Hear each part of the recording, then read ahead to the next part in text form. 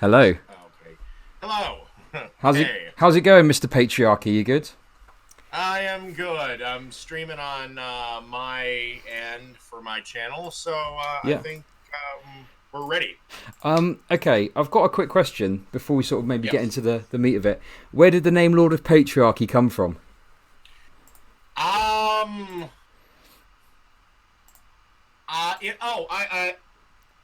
It came off. It came from an offhanded joke I did on the old Warcorp 666 channel, where I did something like Dave Nordahl, Lord of Patriarchy, Warden of Video Games, Keeper of the Beer, Okay. hereby do something. It was in response to a one of those I need feminism because type of things. I Right, think it got was it. some little boy holding it, and I said the father needed to be castrated or some shit. I forget. Okay. Yeah, it's the kind of name like a 13-year-old edgelord would come up with. Do you know what I mean? That's what I was thinking. I was just wondering if you came up with it when you were a teenager or something like that. No, actually, you can blame Game of Thrones. Oh, right, okay, no worries. Right, well, look, let's get straight into it. So, obviously, I watched your stream about my video that I made about you, and I'm not gonna lie, you seemed pretty frustrated. Well, here's the thing.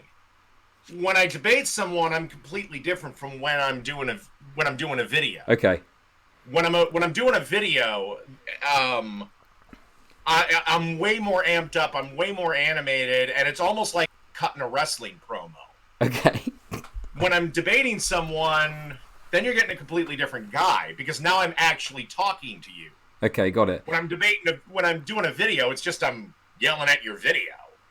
Do you see yourself as a bit of like a wrestling type character then in online discourse? Uh, Lord of Patriarchy is me, but he's me turned up to about Okay. 13. Do you think you look good in spandex?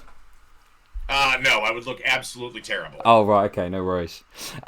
Yeah, sure. Because do you No, know? Sorry, go ahead. I look like those god awful squishy toys, like that squishy banana toy. Yeah. Yeah, I'd look like that. Oh, right, okay.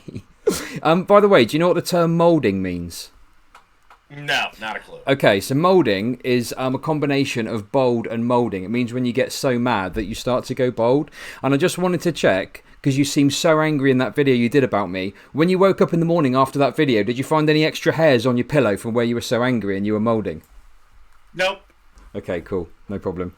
I just wanted to check. Right, so let's talk about male privilege then. I mean, what's your sort of position on male privilege? Complete myth. Doesn't exist. Doesn't exist. Okay, no problem. Nope. I mean, okay, that's fair enough. I mean, obviously, I can't really ask you to sort of prove a negative, I guess, but I have actually just prepared a quick statement just to give you my position on what I think about male privilege, and then we can just sort of go backwards and forwards on it, if you like. How does that sound? That sounds fine. Okay, brilliant. So, look, male privilege, in the simplest terms, means that broadly speaking, if you're a man, your life will not be made any harder because of the fact you're a man. However, it's not a complete guarantee that your life will be made any easier. That's why, for me, intersectionality is actually the best way and the best tool we have to analyse systems of oppression. Now, with that in mind, it's worth considering that there are like a few examples in which men do get like a raw deal in society. The example I tend to think of is that I'm sure you'd agree that women tend to be favoured more in divorce courts when it comes to child custody, right? Yeah. Yeah, sure, okay. But the problem is, and this is one of the issues I've got with some of the rhetoric that you engage in, and you've said there some of it's maybe a bit overblown and a bit performative, but we can obviously get into that. But it often is linked, the sort of awarding of children to mums in custody courts is linked to like the way society perceives gender to be, so that obviously women are considered to be the homemakers, the ones that should stay at home with the kids, right? Now, I watched in the video, I think you mentioned that your belief, I don't want to mischaracterise your beliefs here, do you think that women ideally should be at home looking after the kids rather than working? Have I got that right? Well, that's basically on multiple studies that basically have said that since feminism and the belief that women can have it all, being a mom and the CEO, women have statistically been less happy over the decades. Okay, so you say there's multiple. So that's where that's coming from. Okay, you say you got multiple studies. Do you have any of those studies to hand by any chance, so we could have a quick look at it? I can pull it up.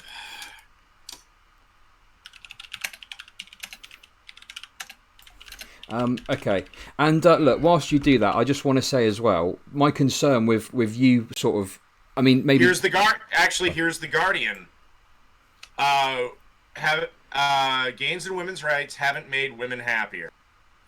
Right. Okay, but that's and also if feminism is so successful, then why are in the UK, I believe, only something like 12% of women identify as feminists? Also, there's something. Whoa, slow down. Because you've made two claims there. You've thrown up an article. I'd need to have a look at that just to see what's going on with it. And you've made a statistical claim that only 12% of women identify as a feminist. Where are you getting that statistic from? I hate to use this, but it was from other videos I've watched on the topic. Okay, so you're basing that on YouTube videos, yeah? Have I got that correct? Basically, yes. Okay, I said, not the greatest thing, but again, the article I pulled up was the first one. I just Googled it. Sure. That's fine. So, one thing just to bear in mind is that just because that article says that... what was the headline again? Can you just read it out again? Well, I can read you the top... I can read you the top three. One's from The Guardian. I would assume that's... I don't know if that's right-wing or left-wing in the UK. It's kind of liberal, so... Okay. Vox.com, who is to the left of Lenin, women's happiness in the other... Whoa, to the left of Lenin? Wait. Vox is... Okay, what political positions does Vox advocate for that suggests it's to the left of Vladimir Lenin, who was a communist? Pretty cozy with socialism and communism. Right, okay. But that's fine. I mean, but what positions are they advocating for? I mean, are they advocating for like a violent and bloody revolution against the state to implement a dictatorship of the proletariat? Did I miss something there, maybe? No, they seem to think that socialism and communism can bring out a utopia, despite the fact that every time it's happened or been tried, it always ends up being great. Link me to the Vox article that says that then. Let's see it. Come on. Okay. Where's the Vox article that says we should implement socialism and communism? Are you kidding me? Oh my god. Okay. Oh my god. Okay, look. I feel like we're biting off more than we can chew here, okay? Let's take it one thing at a time. So we got this Guardian article. Maybe you could just link it to me so I can have a little look and see what it's all about. Oh, fine. Jesus. Why'd you sound so frustrated by that? I just want to see what the article says. What's wrong with that? Well, I don't have permission to send messages in your thing. Where do you want me to send it? Just send it. Okay. You can send it in my Discord. Can you not? Can you not send messages? Give me a sec. No, I don't have permission to send messages on your Discord. Well, you should have. I took the bot off. So if you go to my Twitch channel, you could put it in Twitch chat or something like that, maybe. Or what have you searched for? Look, if it's really that difficult to get the link to me, what have you searched for to bring up that article? Women aren't happy or something.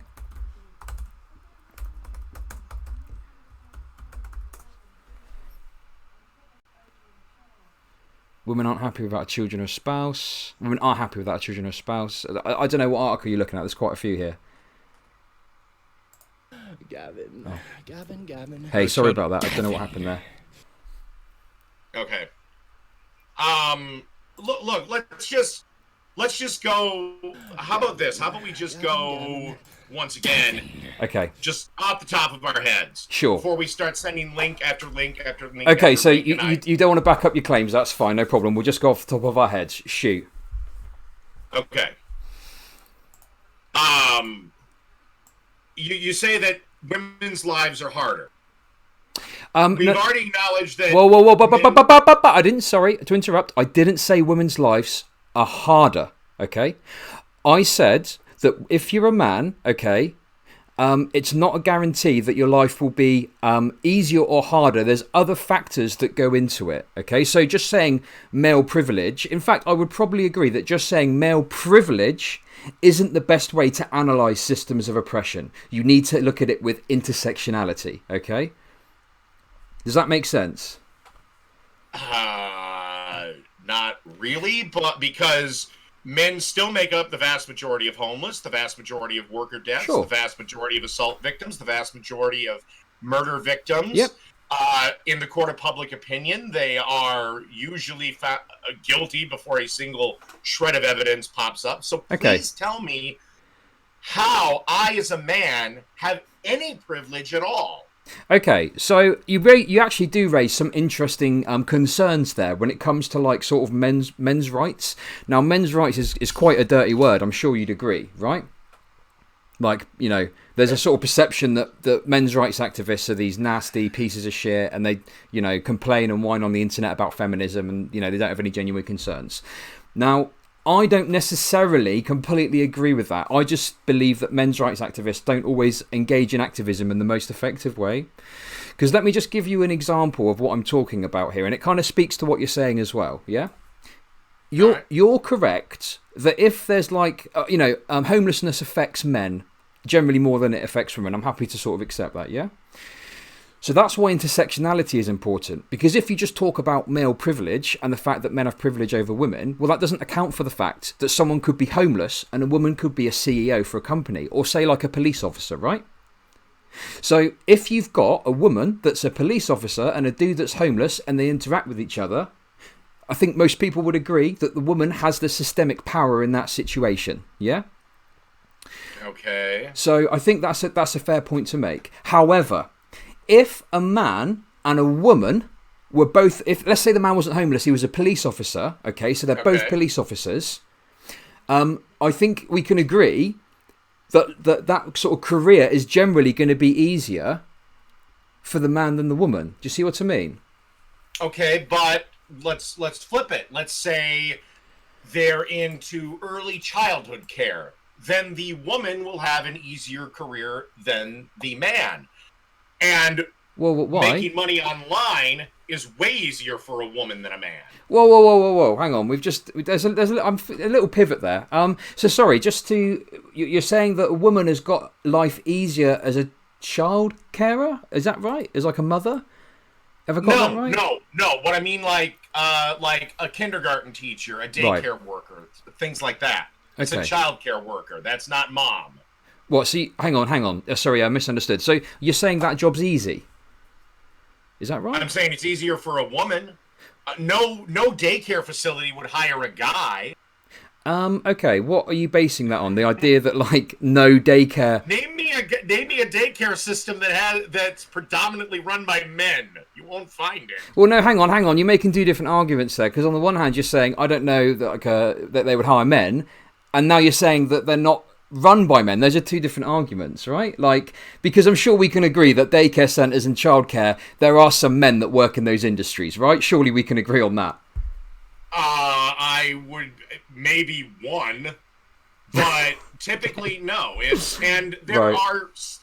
There are several other and because again, most parents will not trust some dude to take care of their children. What are you basing that on? You know. Just off the top of your head again. Just society. Oh, society. Okay, we do live in a society, don't we? And also, children, especially young children, interact better with women than men. What are you basing that on? Gavin. That is actually psychology. That's psychology. Okay, cool. Yeah, basically, I forget what it's called. Pediatric psychologists have said children identify and are more trusting of women than they are men. So, do you have a sort of background in psychology or something like that, maybe? Okay, I took a couple of courses in college. Okay, cool. Can you read minds? No, that would be psychic. Oh right, okay, sorry. I just didn't know if that was part of the online courses that you might have gotten involved in. No, you can become a psychic in 15 minutes. Oh wow, okay. So do you not believe in like psychic powers or anything like that? Oh fuck no! Oh right, okay, no worries. Anyway, look, we've gone off on like all sorts of different tangents here. So let's try and sort of focus in here. So you're saying that because that generally speaking, women are predominantly going to work in like childcare, that male privilege doesn't exist. Is that the argument that you're making?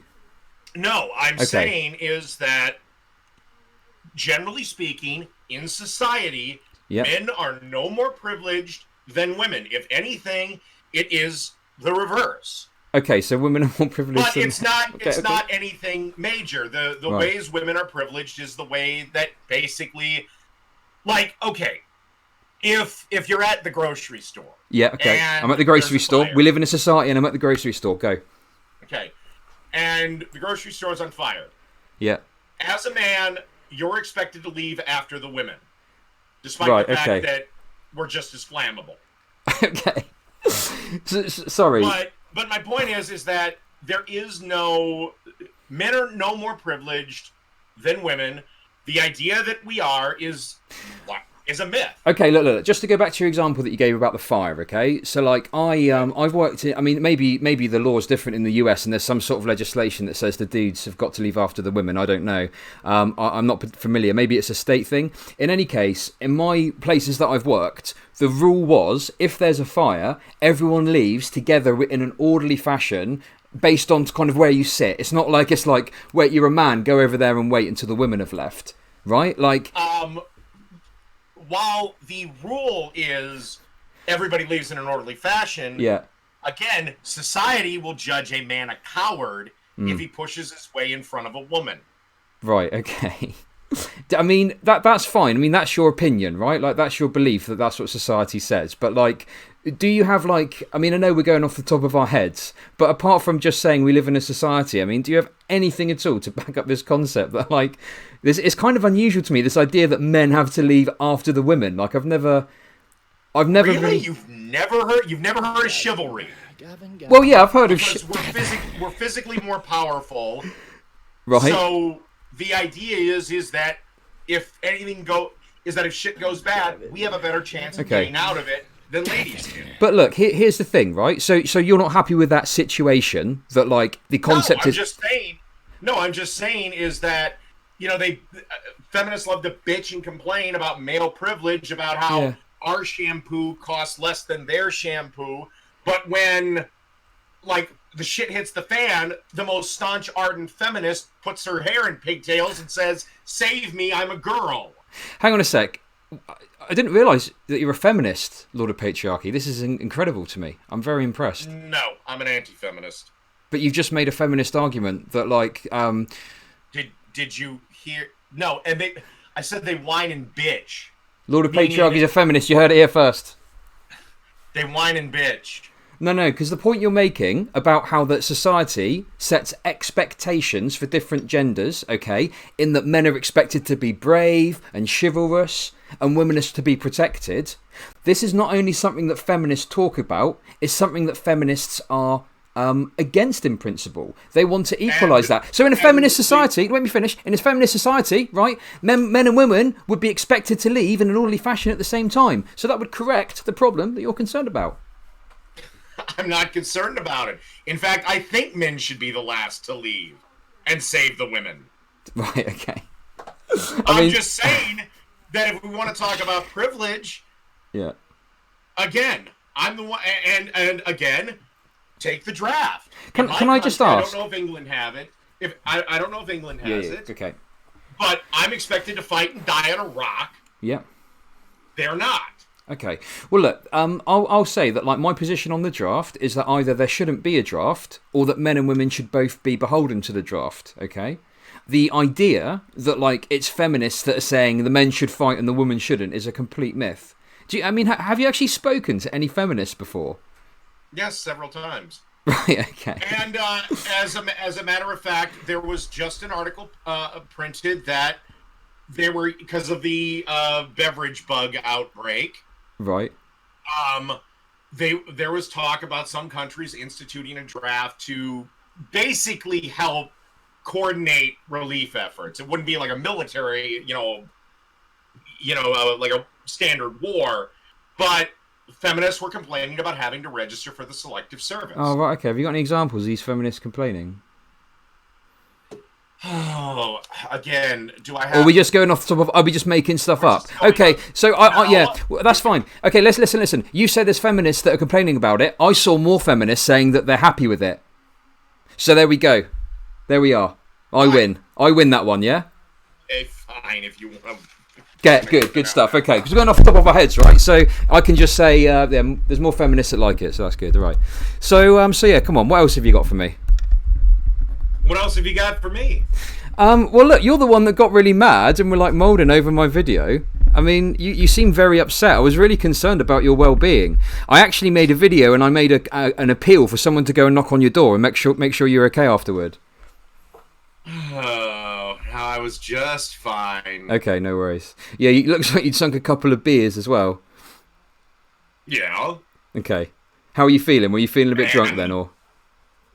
No. I don't know. Maybe. I don't care.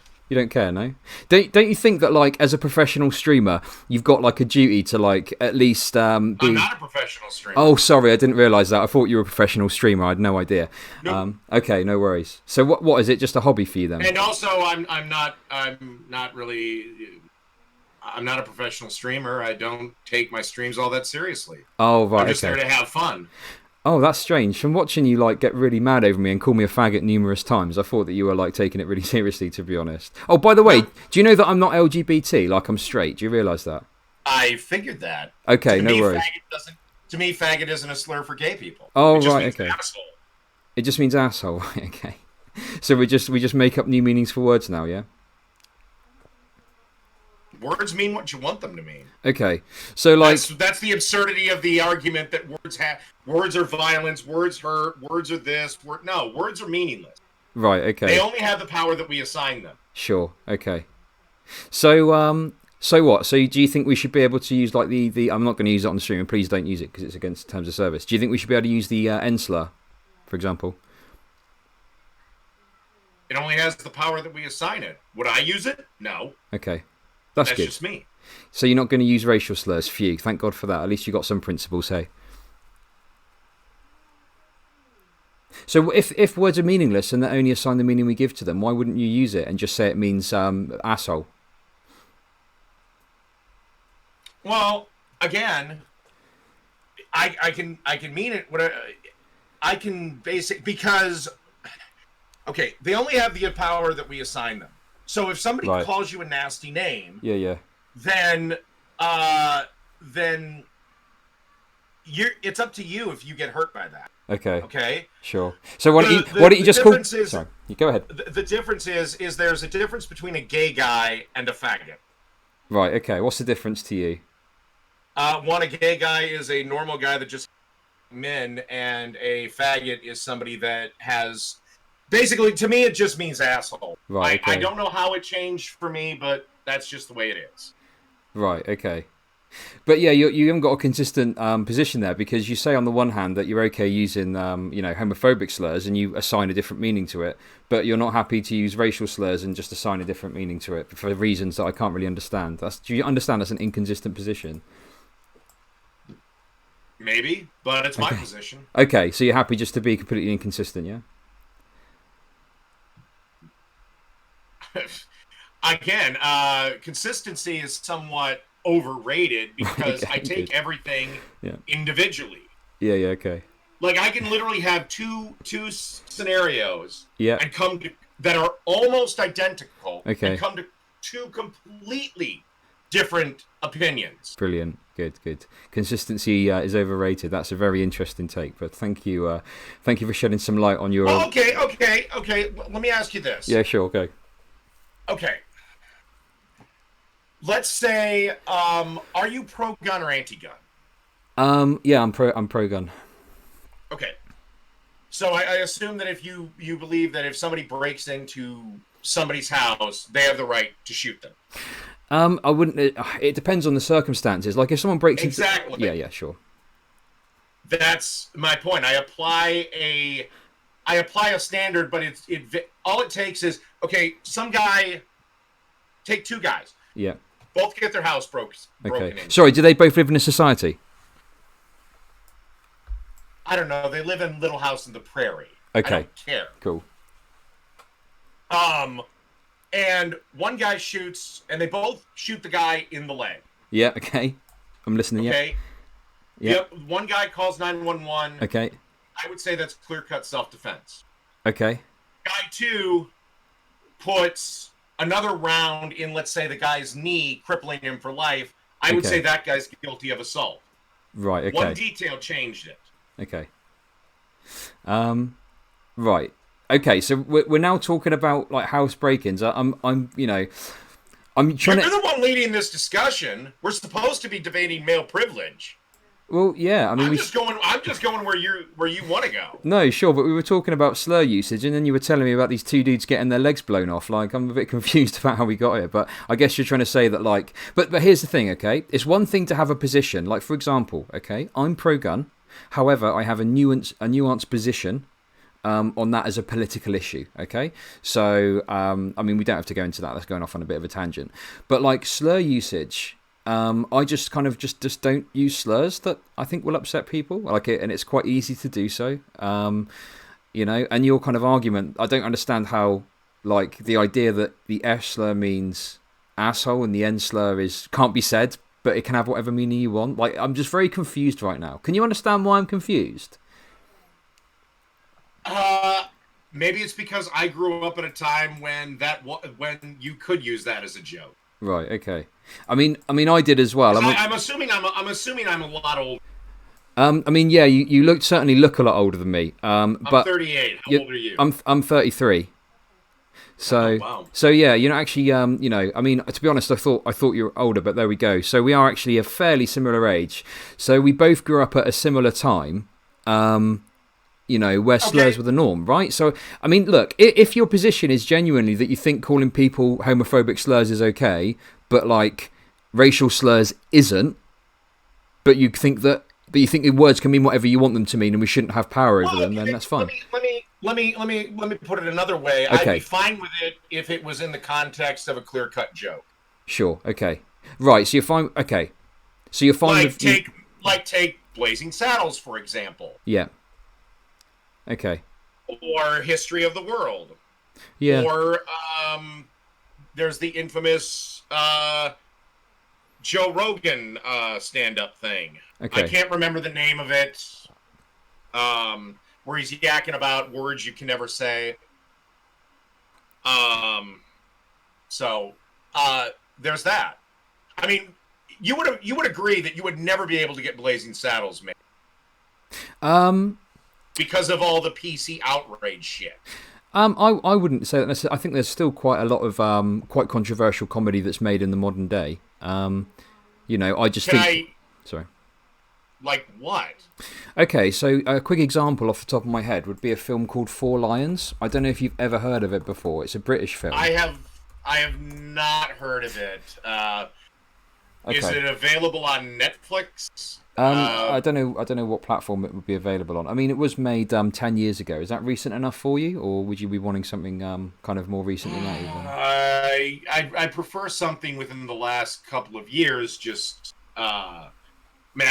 let's say the last 5 years. I think that'll be fair. 2015. Okay, so from 2015 onwards, a sort of let me just clarify as well, because to me, being edgy, irreverent, and controversial isn't just about packing your film with racial slurs, right? Like, there are plenty of films out there which don't pack the thing with racial slurs, but can still be quite controversial and can still be quite spicy. Would you kind of agree with that?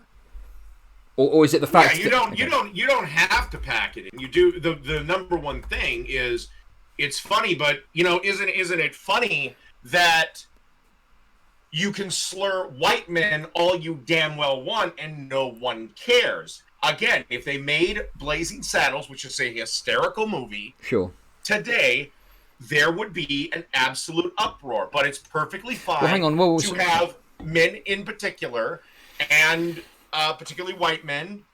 You can do whatever you want with them.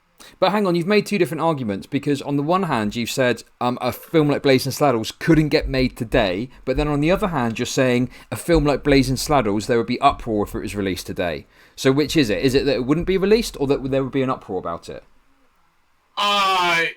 There would be an uproar about it, so... What's wrong with that? Why does it matter that there's an uproar? Why does it matter that there's an uproar about a film? It's just criticism, right? Uproars have gotten films shut down before and had filming stop on them. Okay, well, there was a film that was about hunting Republicans, and Republican commentators. That got delayed. I thought it was ridiculous. Okay, good. So we can agree on that. Okay, yeah. So you agree that was bad. Okay, that's good. So you're fairly consistent now, I guess. The film I would point to that gives you a good indication of the fact that spicy films can sort of still be made is Jojo Rabbit. I'm not sure if there was any controversy about it, but it was a comedy film about Nazis. I have heard of that, but. Or does it need more? Does it need more slurs in? Does it need more people using the N-word? I haven't seen the movie. Okay. But my point is that you couldn't. My point is you couldn't get a film like Blazing Saddles where the black character has to deal with racial slurs made today. If you make the Nazis the butts of the joke, again, I haven't seen the movie, but I'm assuming the Nazis are the butts of the joke. That's acceptable, right? But you can't. Same thing as if you made. Same thing as in comedy where women can't be the butts of jokes anymore. Right. Okay. Especially if the joke is given by a man. Okay. So yeah, basically your problem is that like there can't be a film made where like black characters just get the racial slur shouted at them. Is that right? Is that a problem? Have you seen Blazing Saddles? No, I've not to be honest. So I mean, maybe you can fill me in. Okay. So.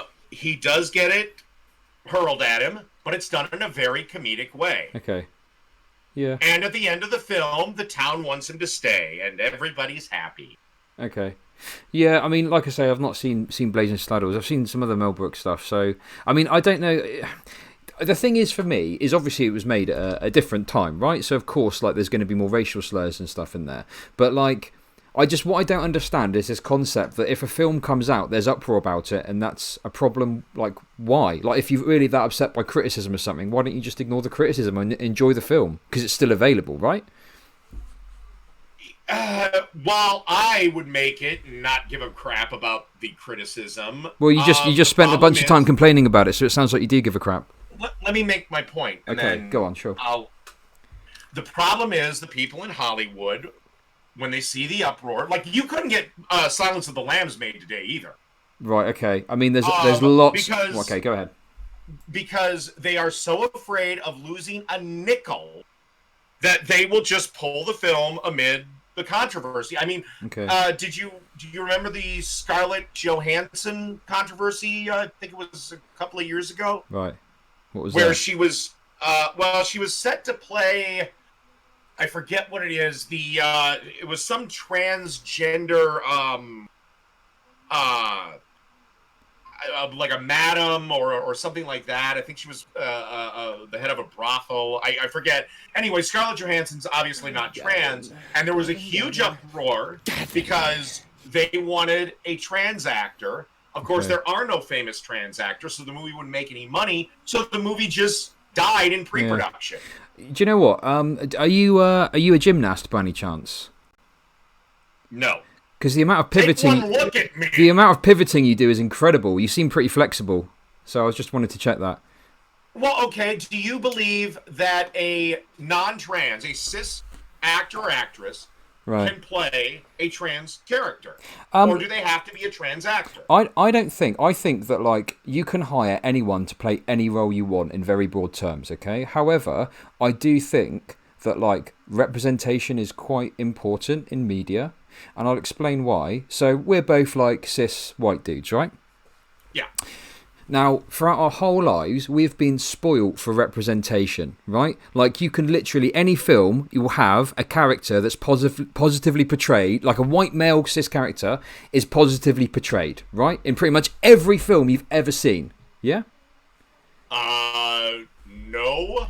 Right, okay. But go ahead. Well, can you think of a film where there's an example of where there isn't any example of a white cis male being portrayed positively? Just off the top of my head, The Dark Tower. The Dark Tower, okay. Yeah, I'm not familiar with that one. This is the problem you find, obviously, is I've not seen that film, so... What?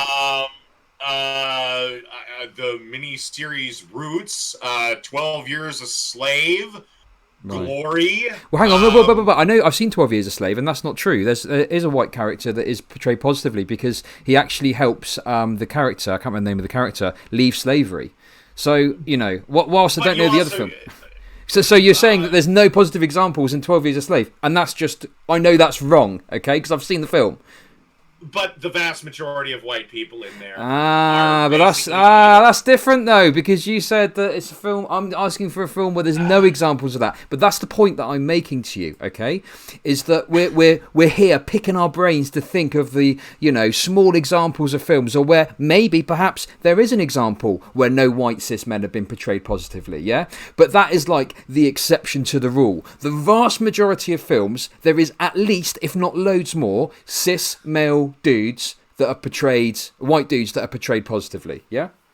And there's loads of movie where, okay, then name me a movie made in the last 5 years right. where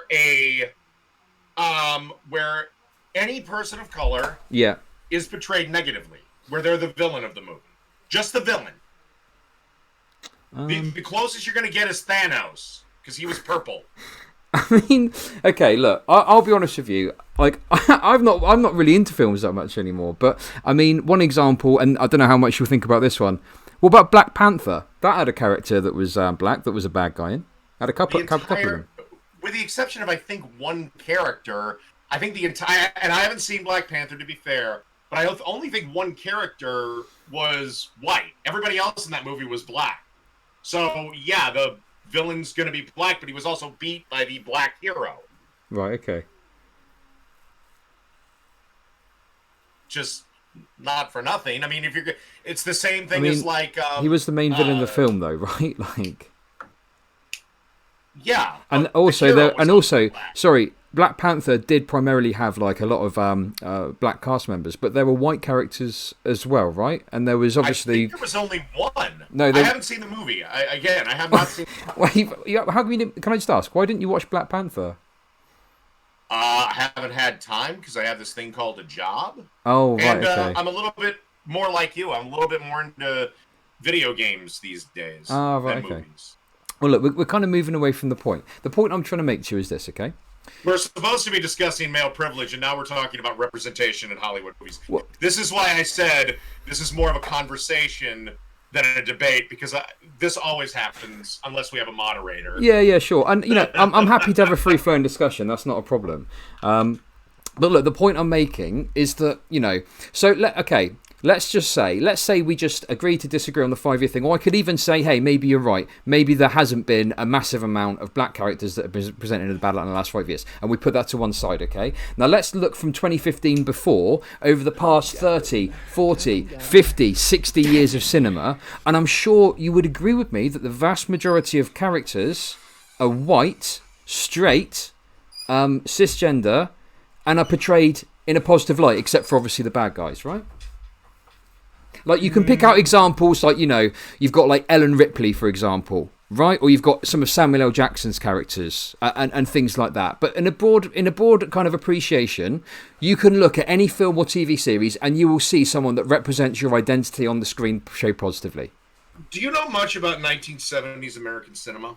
I know a little bit. I know there was sort of like a big, like, the blaxploitation genre came about, right? And that sort of thing. Yeah, that was black cinema. I generally prefer black cinema, but it was basically black produced movies with black actors, and yeah, that was a thing. Sure, okay. But that's a specific genre, also, and there were lots of criticisms of blaxploitation films at the time, right? And to this day, it was kind of considered, because Shaft came out of that period and stuff like that, right? Shaft, Blackula, I can't think of others off the top of my head. Sorry. That's okay. But okay. You said that you can't think of that all the major characters in movies in the past were done by white, cis, straight males. Well, no. The only point I'm trying to make to you, and the thing I'm trying to get across, is like, you can generally, as a white cis man, you can look at broadly speaking, any film from the past 40, 50 or 60 years, perhaps with the exception of some niche genres like blaxploitation, but like generally speaking, Hollywood films, TV shows, there is some positive representation of a white cis male guy, right? Like you weren't kind of looking around desperately trying to find films that represented your identity. I wouldn't imagine. Like when you were 10, when you were 15, when you were 20, did you struggle to find films that were like about stories that spoke to you, or that were featuring positively represented? You know. Would you be surprised to know that I don't give a crap about representation? I just care if the movie's good. I don't care if the lead character's a woman, black, gay. I don't care. Also, well, hang on a sec. Hang on. Why are you complaining about all this other stuff then? If you don't care about the colour of people in films and their identity, you say you don't care about representation, but you spend a lot of time fucking moaning about it. Well, right now you will not find any negative depictions. The only negative people that are depicted in movies are white males. Right, okay. And, oh, Jesus, hold on, I need a water break. Okay, take a little water break. Get those brain cells working, yeah? All two of them.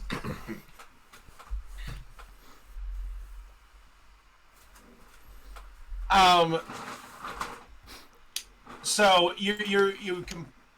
Okay, this is aggravating.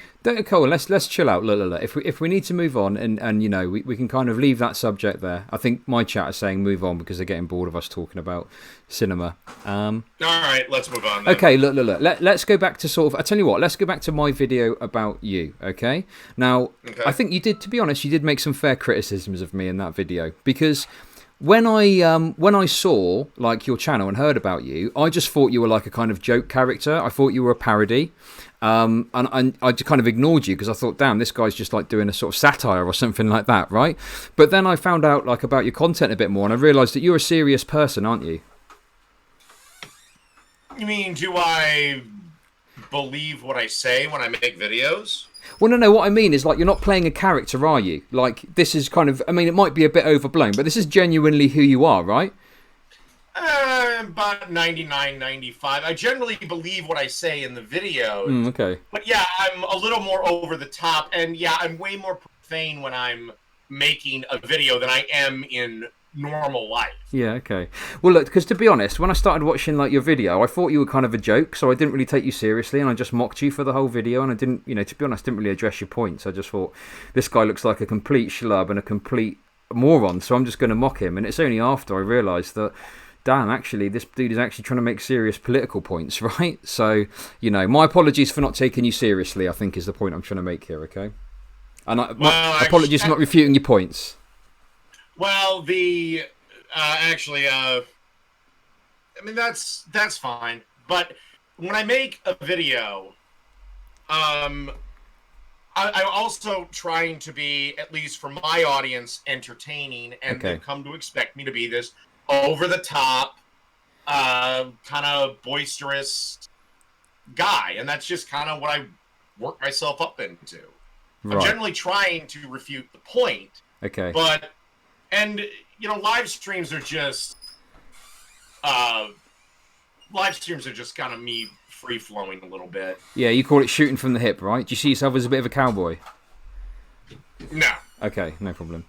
I hate horses. Okay, no worries. But, yeah, so you're basically going in raw, you've got nothing planned, you've got no script, and, you know, you're just going off the top of your head with all of these takes, right? Yeah, generally. Sure. Okay. Yeah. I mean, it's an interesting way to do it because I tend not to sort of go after people that aren't using sources and stuff like that in terms of sourcing to back up their claims. But like, you kind of went off. I didn't watch the whole video because, to be honest, it was kind of boring. But you went off on this 100 points about male privilege. Is that right? Yeah, it was the list compiled by Barry Darso and another user. I couldn't find any information on him. I looked, but he hasn't been active online for years. So right, okay. Barry Darso does a lot of like left-wing leftist cartoons. Okay, I don't know if he's still active or not. Okay, can I just ask a question? Just I don't want to go off on a tangent too much, but what to you is a leftist cartoon? Well, you can see it like like one of his more famous ones had to deal with the whole and this is why I don't know if he's still doing cartoons. It had to deal with the height of the Anita Sarkeesian thing, right? Okay, and the what was her name, Zoe Quinn, because they kind of happened at the same time. Do you think Anita Sarkeesian is a leftist? I'm pretty sure she is. Okay, that's cool. I haven't seen any indication that she holds right-wing positions. Okay, in fact, look, we'll get. I want to get back to talking a bit more about the video, but I'm really interested to get your understanding on something. Like, to you, what is a leftist? What is a leftist? Generally somebody who supports Bernie Sanders, somebody like that. Okay. Somebody who believes in the myths of socialism. Somebody who believes that social justice, that we haven't actually achieved equality in this society. Right, we have. Yeah. Okay. Generally, somebody who denies facts. Okay. Yeah. Or just doesn't like statistics when they don't go their way. Yeah. And that's the other thing. Most of what I cite is accurate to a degree. Right. Okay. Got it. Yeah, so you're just sort of pulling off facts off your brain, drinking a few beers, smoking a cigar in your garden, yeah? Yeah, and generally also my objective was to, while refute the points made in the list, was also to make fun of it. This is the other thing. Yeah, okay. So, I don't know what I generally, like, I'll give you a better example. I'll give you my top 3 leftists on YouTube. Go. Okay, the Young Turks, Kyle Kulinski, and the Progressive Voice. Generally, those are what I consider the archetypal leftists. What do you think of their videos? Do you like their content or not? I like to make fun of it. You like to make fun of it, okay. Yeah, like Kyle Kulinski, he constantly hammers how popular Medicare for All is in my country. But he doesn't go to question 3. Right. Of that exact study where it says, would you be willing to pay more taxes? Sure. And then support plummets to about 22%. Yeah, look, I actually kind of agree that like the whole debate about how popular Medicare for All is in the US is quite complicated, and it's not as simple as yes, Americans support Medicare for all. But I think I don't want to get too much into that side of it. What I'm more interested in, going on from your definition of a leftist, so someone who supports Bernie Sanders, someone who doesn't believe in facts, yeah? Well, okay. Like, you're asking me to define a group of people that probably are a little smaller than what I would consider a liberal... like you have liberals, progressives, and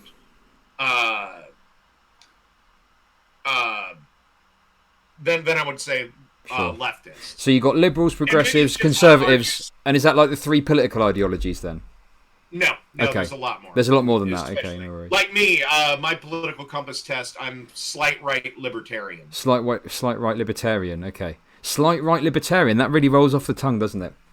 Okay, so look, going back to this, so we know now from your political science analysis that a leftist is someone that doesn't like facts, supports Bernie Sanders, and sorry, what were the other points as well? Generally wants the government to come in and take care of them, take care of their problems. So basically, leftism is when the government does stuff for you as well, yeah? I would say actually basically controls you from the cradle to the grave. Like, right. Okay, I'll give you talking points. Yeah. Student loan forgiveness. Right. Okay. Why didn't you get a degree that's useful that you can make money on and you pay for? I'm against that. Okay. Fair enough. Now, sorry, I don't want to get too sidetracked into like different policy positions. What I'm really interested in now, you've given us your definition of a leftist. Like, what to you is a liberal? Generally, somebody who believes in slightly more government. It's more of degrees. Like, but generally believes in capitalism, wants the government to largely stay out, but wants more government intervention than, let's say, I do. Like, they're for a little more gun control. I'm for a little less. They're for But like the core beliefs, like freedom of speech and shit like that, we agree on. Like basically, a liberal versus a conservative should idyllically be just bitching points on fiscal policy and things like that. Okay. Leftists generally want to fundamentally change society and generally change it for worse. Right. Okay. No problem. So sorry. Just to get this right. So leftists don't like facts and support Bernie Sanders.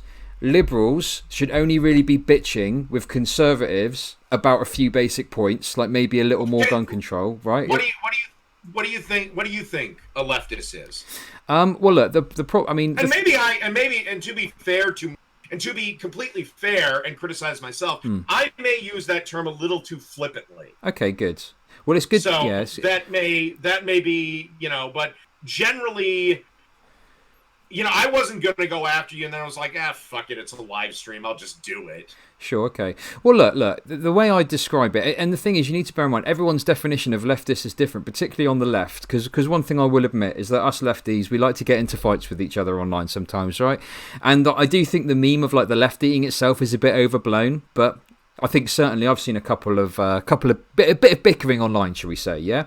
So, and this is the point I'm making: is the term leftist is disagreed on even amongst leftists themselves, right? But broadly speaking, a leftist is someone who is heavily critical of our current economic system, so like capitalism, right? Okay.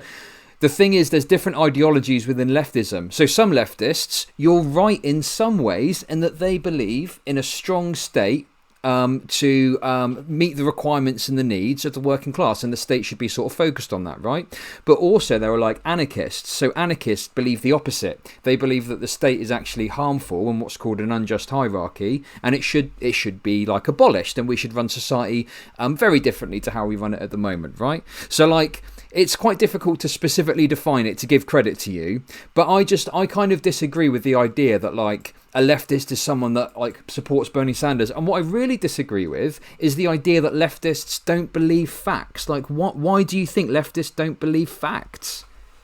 Well, maybe don't believe facts is a little poorly worded. I would say they don't like facts that disagree with their narrative. Right, sure, okay. Like, again, the Medicare for All argument is they like question one, where the idea of Medicare for All, even I've said it several times, is popular. Okay? And like the idea of a UBI is popular. Sure. But then when I tack on, okay, do you want your taxes raised fairly substantially to pay for it? That's where the support plummets. They constantly leave that part out and just focus on, it's popular. Yeah, it's popular as an idea. Sure. A matter transporter is popular as an idea. So, sorry, just to say, I mean, because you're talking about, the idea of like people don't like facts and disagree with them. Have you heard of a concept called confirmation bias? Are you familiar with that?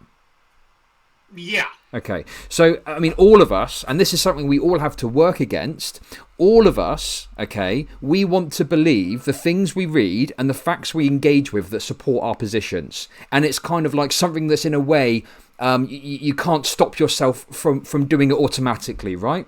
And that's why you need to be sort of logical, you need to look at various sources, and you need to analyse things broadly. But I would say that this isn't unique to leftists. This is something that affects anyone, regardless of what your political ideology is. So I feel it's a bit unfair for you to define leftists as people that don't, believe in facts or only want to believe the facts that support their position, when I would argue that, like, right-wingers are just as guilty of that as well. Oh yeah, no, I've said it. I just got done ripping apart Dennis Prager. Yeah, okay. I wouldn't call him on the left, but no, there is confirmation bias. I've had to deal with it especially when I was really into going hard against Anita Sarkeesian. Yeah. Because I actually made some videos where I said things that were later proven to be completely false. I try to get on an issue. I try to get CNN's perspective, and then I try to get, like, let's say, Fox News. Okay. Because the idea is somewhere in the middle of that should be the truth. Okay. It's not a perfect system. And that's why I like talking to people who do fundamentally disagree with me, like yourself, because, I mean, if I just talk with people that largely agree with me, then, again, the circular firing squad. While it's certainly a problem on the right, I think the, I call it closer to an echo chamber. Okay. I think that's a little bit worse on the left, at least at the moment. Now, of course, the pendulum can always swing the other way, and it can get worse on the right. But I think at the moment, because of these screeching leftists, I think the it's a little worse on the left at the moment. That's just me. But no, you're completely right. Confirmation bias. You do have to watch out. Yeah, no, absolutely. So yeah, like I'm just interested as well, like, because obviously you've told me a little bit about like what you think leftism is. Like in your mind, like what is like a leftist like? How do they act? What do they do? Right, like because you mentioned screeching leftists. I want to explore that a bit more. Okay, generally these are the people, and again, this could enter straw man territory, but this is just what's I've built up as. Okay. Is generally like, let's say somebody like Ben Shapiro is giving a speech. Yeah. Okay. And before I go on with this, I'd like to say I agree with Shapiro getting to be about 30% of the time. Okay. So he's giving his speech. Mm-hmm. These are the people that will run in with whistles, pull the fire alarm, and try to get the event shut down. Right. Okay. Or violently riot over. Sure. Okay. A liberal would just stay home and play the remake of Final Fantasy VII. Right. Okay. If that makes like Antifa is a little closer to a leftist screeching, like they just can't accept like that the country doesn't agree with them. You know, like the people that are. You kind of get the point I'm making. Again, maybe I built up a bit of a straw man. Or maybe my definition of a leftist is either a little narrower than yours. Sure. Can I just ask a question? Like, has like the rhetoric or some of the things that like Ben Shapiro or another figure that has been the sort of, I guess you could call it, target of anti-fascist activities, has any of the rhetoric that they've engaged in been about you as like a white cis dude? Has he ever spoken about what white cis dudes are like and what they're like in society and stuff like that? Like, as a negative? You mean has Ben Shapiro? Generally, Ben Shapiro... actually, yes, he has. And he says, if you can find evidence for racism, I'm happy to fight it with you. He was the #1 target of anti-Semitic hate. Okay, no, I'm not. So, just to clarify, I'm not talking about Ben Shapiro here. What I'm talking about is, has he ever said anything that you have felt targeted by? Like, has he ever said, for example, you know, white dudes or males are more problematic for this reason or that reason, or they commit this crime or that crime? Has he ever engaged in any sort of rhetoric like that? That's affected you or upset you or, you know, anything along those lines that's targeted you? Generally, when he starts saying that we need to have laws based upon religious morality, it irritates me as an atheist. Sure, okay. It irritates you, but do you feel like targeted by it, would you say? Or believe it or not, I didn't feel by Anita felt irritated. Sure. And she was wrong. Okay. As for his rhetoric, he generally does bring up when it doesn't go too great for white guys. He condemns white nationalists, white supremacists, like we all do. Sure, okay. Look, the reason I'm sort of asking this, and the point I'm trying to get to, and maybe I've not done it in the best way, but the point I'm trying to make is, like, if you're part of a marginalised group, let's say you're a trans person, right? Or let's say you're like a person of colour, okay? Okay. Even though, okay, so let's say you agree with the points that Ben Shapiro makes on some of those things. You know, we don't have to go into what you disagree and agree with on. That's not the thing here. But let's say you disagree or agree with it, right? At the end of the day, can you understand and appreciate that people might be kind of upset or even potentially hurt by the things that he says? You know, kind of like in the way that you're hurt when he talks about atheist type stuff. Like, can you understand people might be sort of hurt, like have some feelings about that? Okay, let me counter it. Yeah, but here's the thing. I'm not going to get the event shut down. I'm just not going to attend. Okay. See, this is the thing. They cross the line when they attempt to get it shut down, or of course, I'm assuming you don't agree when they riot and smash shit or beat the living fuck out of people. So look, let me. I tell you what. Rather than go, let me come at this from a different angle because I want to just give you my sort of view on it. Okay. Now, on the one hand, on the one hand, I'm inclined to agree in some respects that perhaps that some of the activities are taken too far and some of the speakers that are targeted by this kind of stuff are maybe not completely deserving of it, okay? However, I always try and remember, and this is where the privilege aspect comes in, right? Me, as like a cis white dude, never really am targeted by the rhetoric that people like Ben Shapiro engage in. So what I try and do is I try and empathise with the people that are affected by that rhetoric and try and put myself in their shoes and see how they might feel. And that using that, I try to get an insight of why they might feel so angry that they want to shut the event down, right? Do you see what I mean? Let me give a counter to that. Tanya He's the Codes, Al Sharpton, Brianna Wu, and several other activists online who, let's say, do spew, and I'll use Al Sharpton in particular. Okay, I think what he says is absolutely vile, but he has the right to say it without fear of reprisal. That's the thing. The freedom of speech is absolute, at least in my country. I know the UK does not have freedom of speech. But okay, well, look, it's not enshrined in their constitution. I'm not sure if the freedom of speech argument is that great because at the end of the day, if you're supporting the freedom of speech for Ben Shapiro to go and say whatever he says, you've also then got to support the right of people to protest that. Even if you disagree with it, surely you support the right of them to go and protest it. Yes, they can protest. But what they can't do is shut shit down, nor can they riot. But then that's a non-peaceful protest. They can hold up signs saying Ben Shapiro go home. They can chant shut up Shapiro, provided they don't disrupt the event. They can protest all they like. But the point of the protest is to agitate and influence things, right? Like, what's the point of the protest if they're not disrupting anything? Okay, then oh god, let's say Riley Dennis was giving a speech. Yeah. And a group of Christian conservatives was going to protest her and disrupt the speech. You would be against that, would you not? Yeah. I mean, that's actually happened as well, though, well, then right? What's the difference? Why is it fine for Ben Shapiro to be disrupted, but not Riley Dennis?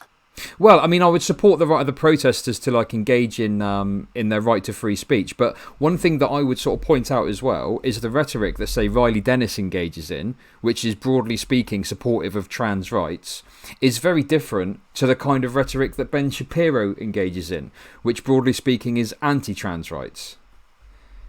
Okay, Ben Shapiro has never said trans people shouldn't have rights. Okay, but he simply defined it as if you're trans, you can't compete against women in sports, because if we allow that, then it's the end of women's sport. Okay, well, look, I don't. Sorry, go ahead.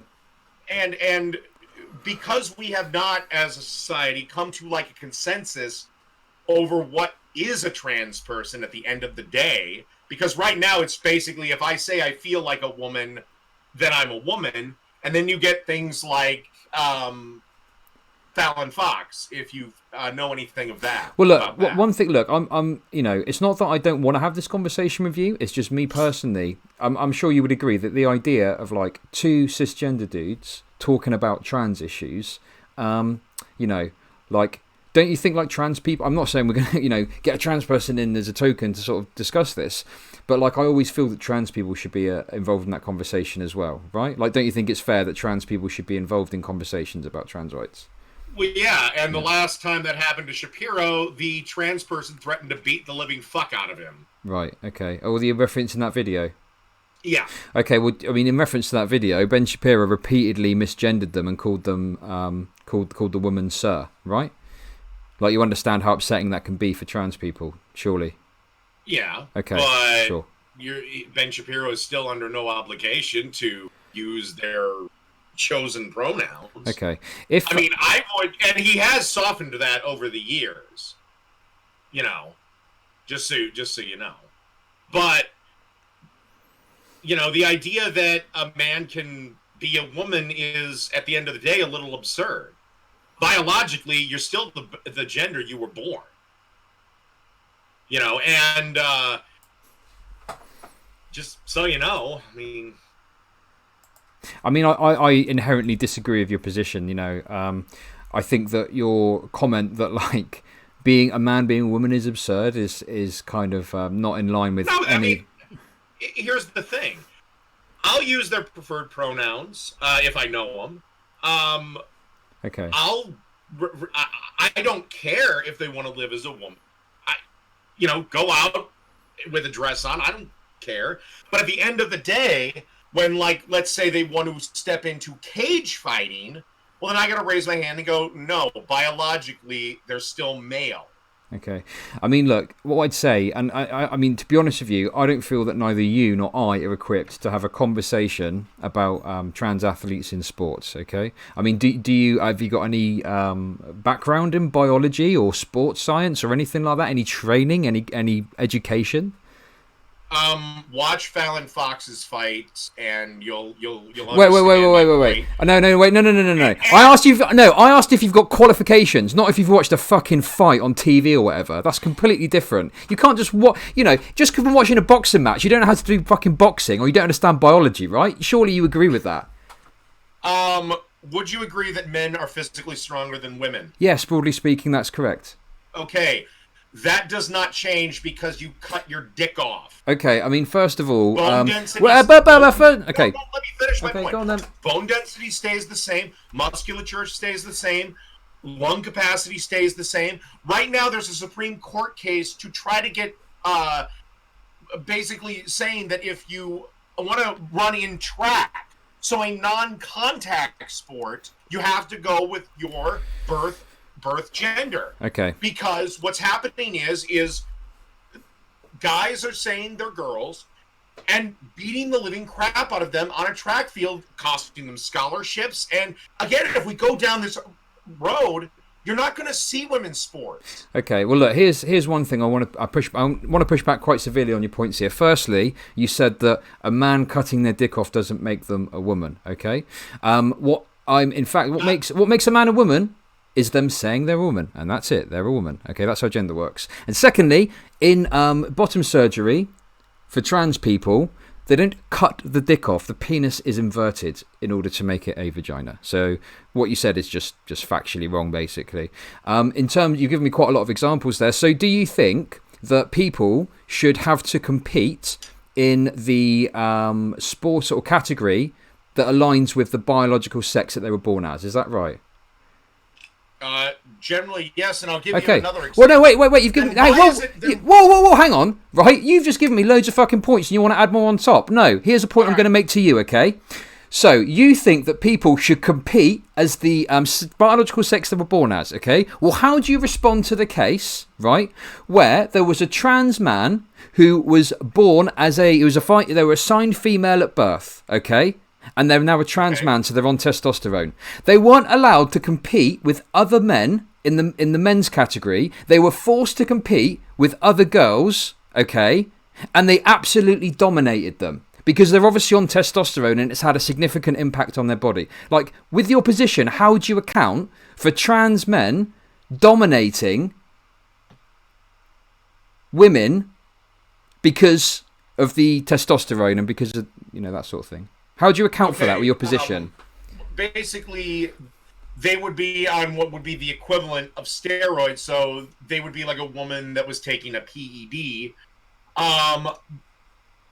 Personally, in this instance, because it does go another way, if she really wants to compete against guys, go for it. I mean, but the vast majority of female to male trans, they don't want to compete against us guys. We play a little too rough for them.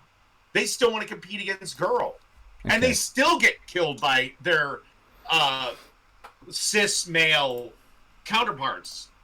But my point is that, like, take weightlifting. There's a transgender weightlifter, and she lifts about 200 pounds more than her female. You can't just rewrite biology. I mean, yeah. This is where the argument is.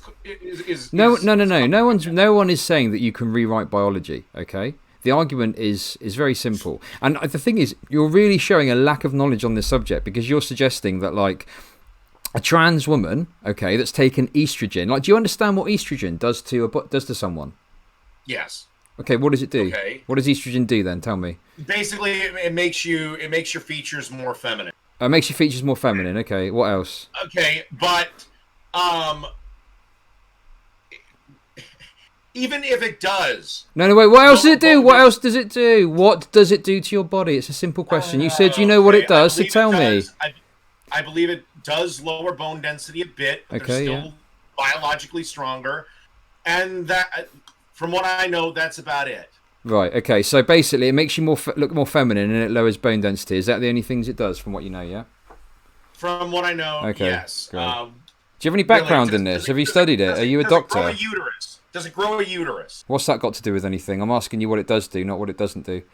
Okay, then why is it that every single trans athlete, if they're male to female, kicks the ever-loving crap out of most of the female athletes? Have you got some evidence that shows that every single trans athlete does that? Because I don't think that's generally, true. Whenever it's brought up, it's... No, give me a study. Give me a study that shows me that all trans athletes do that. There is one.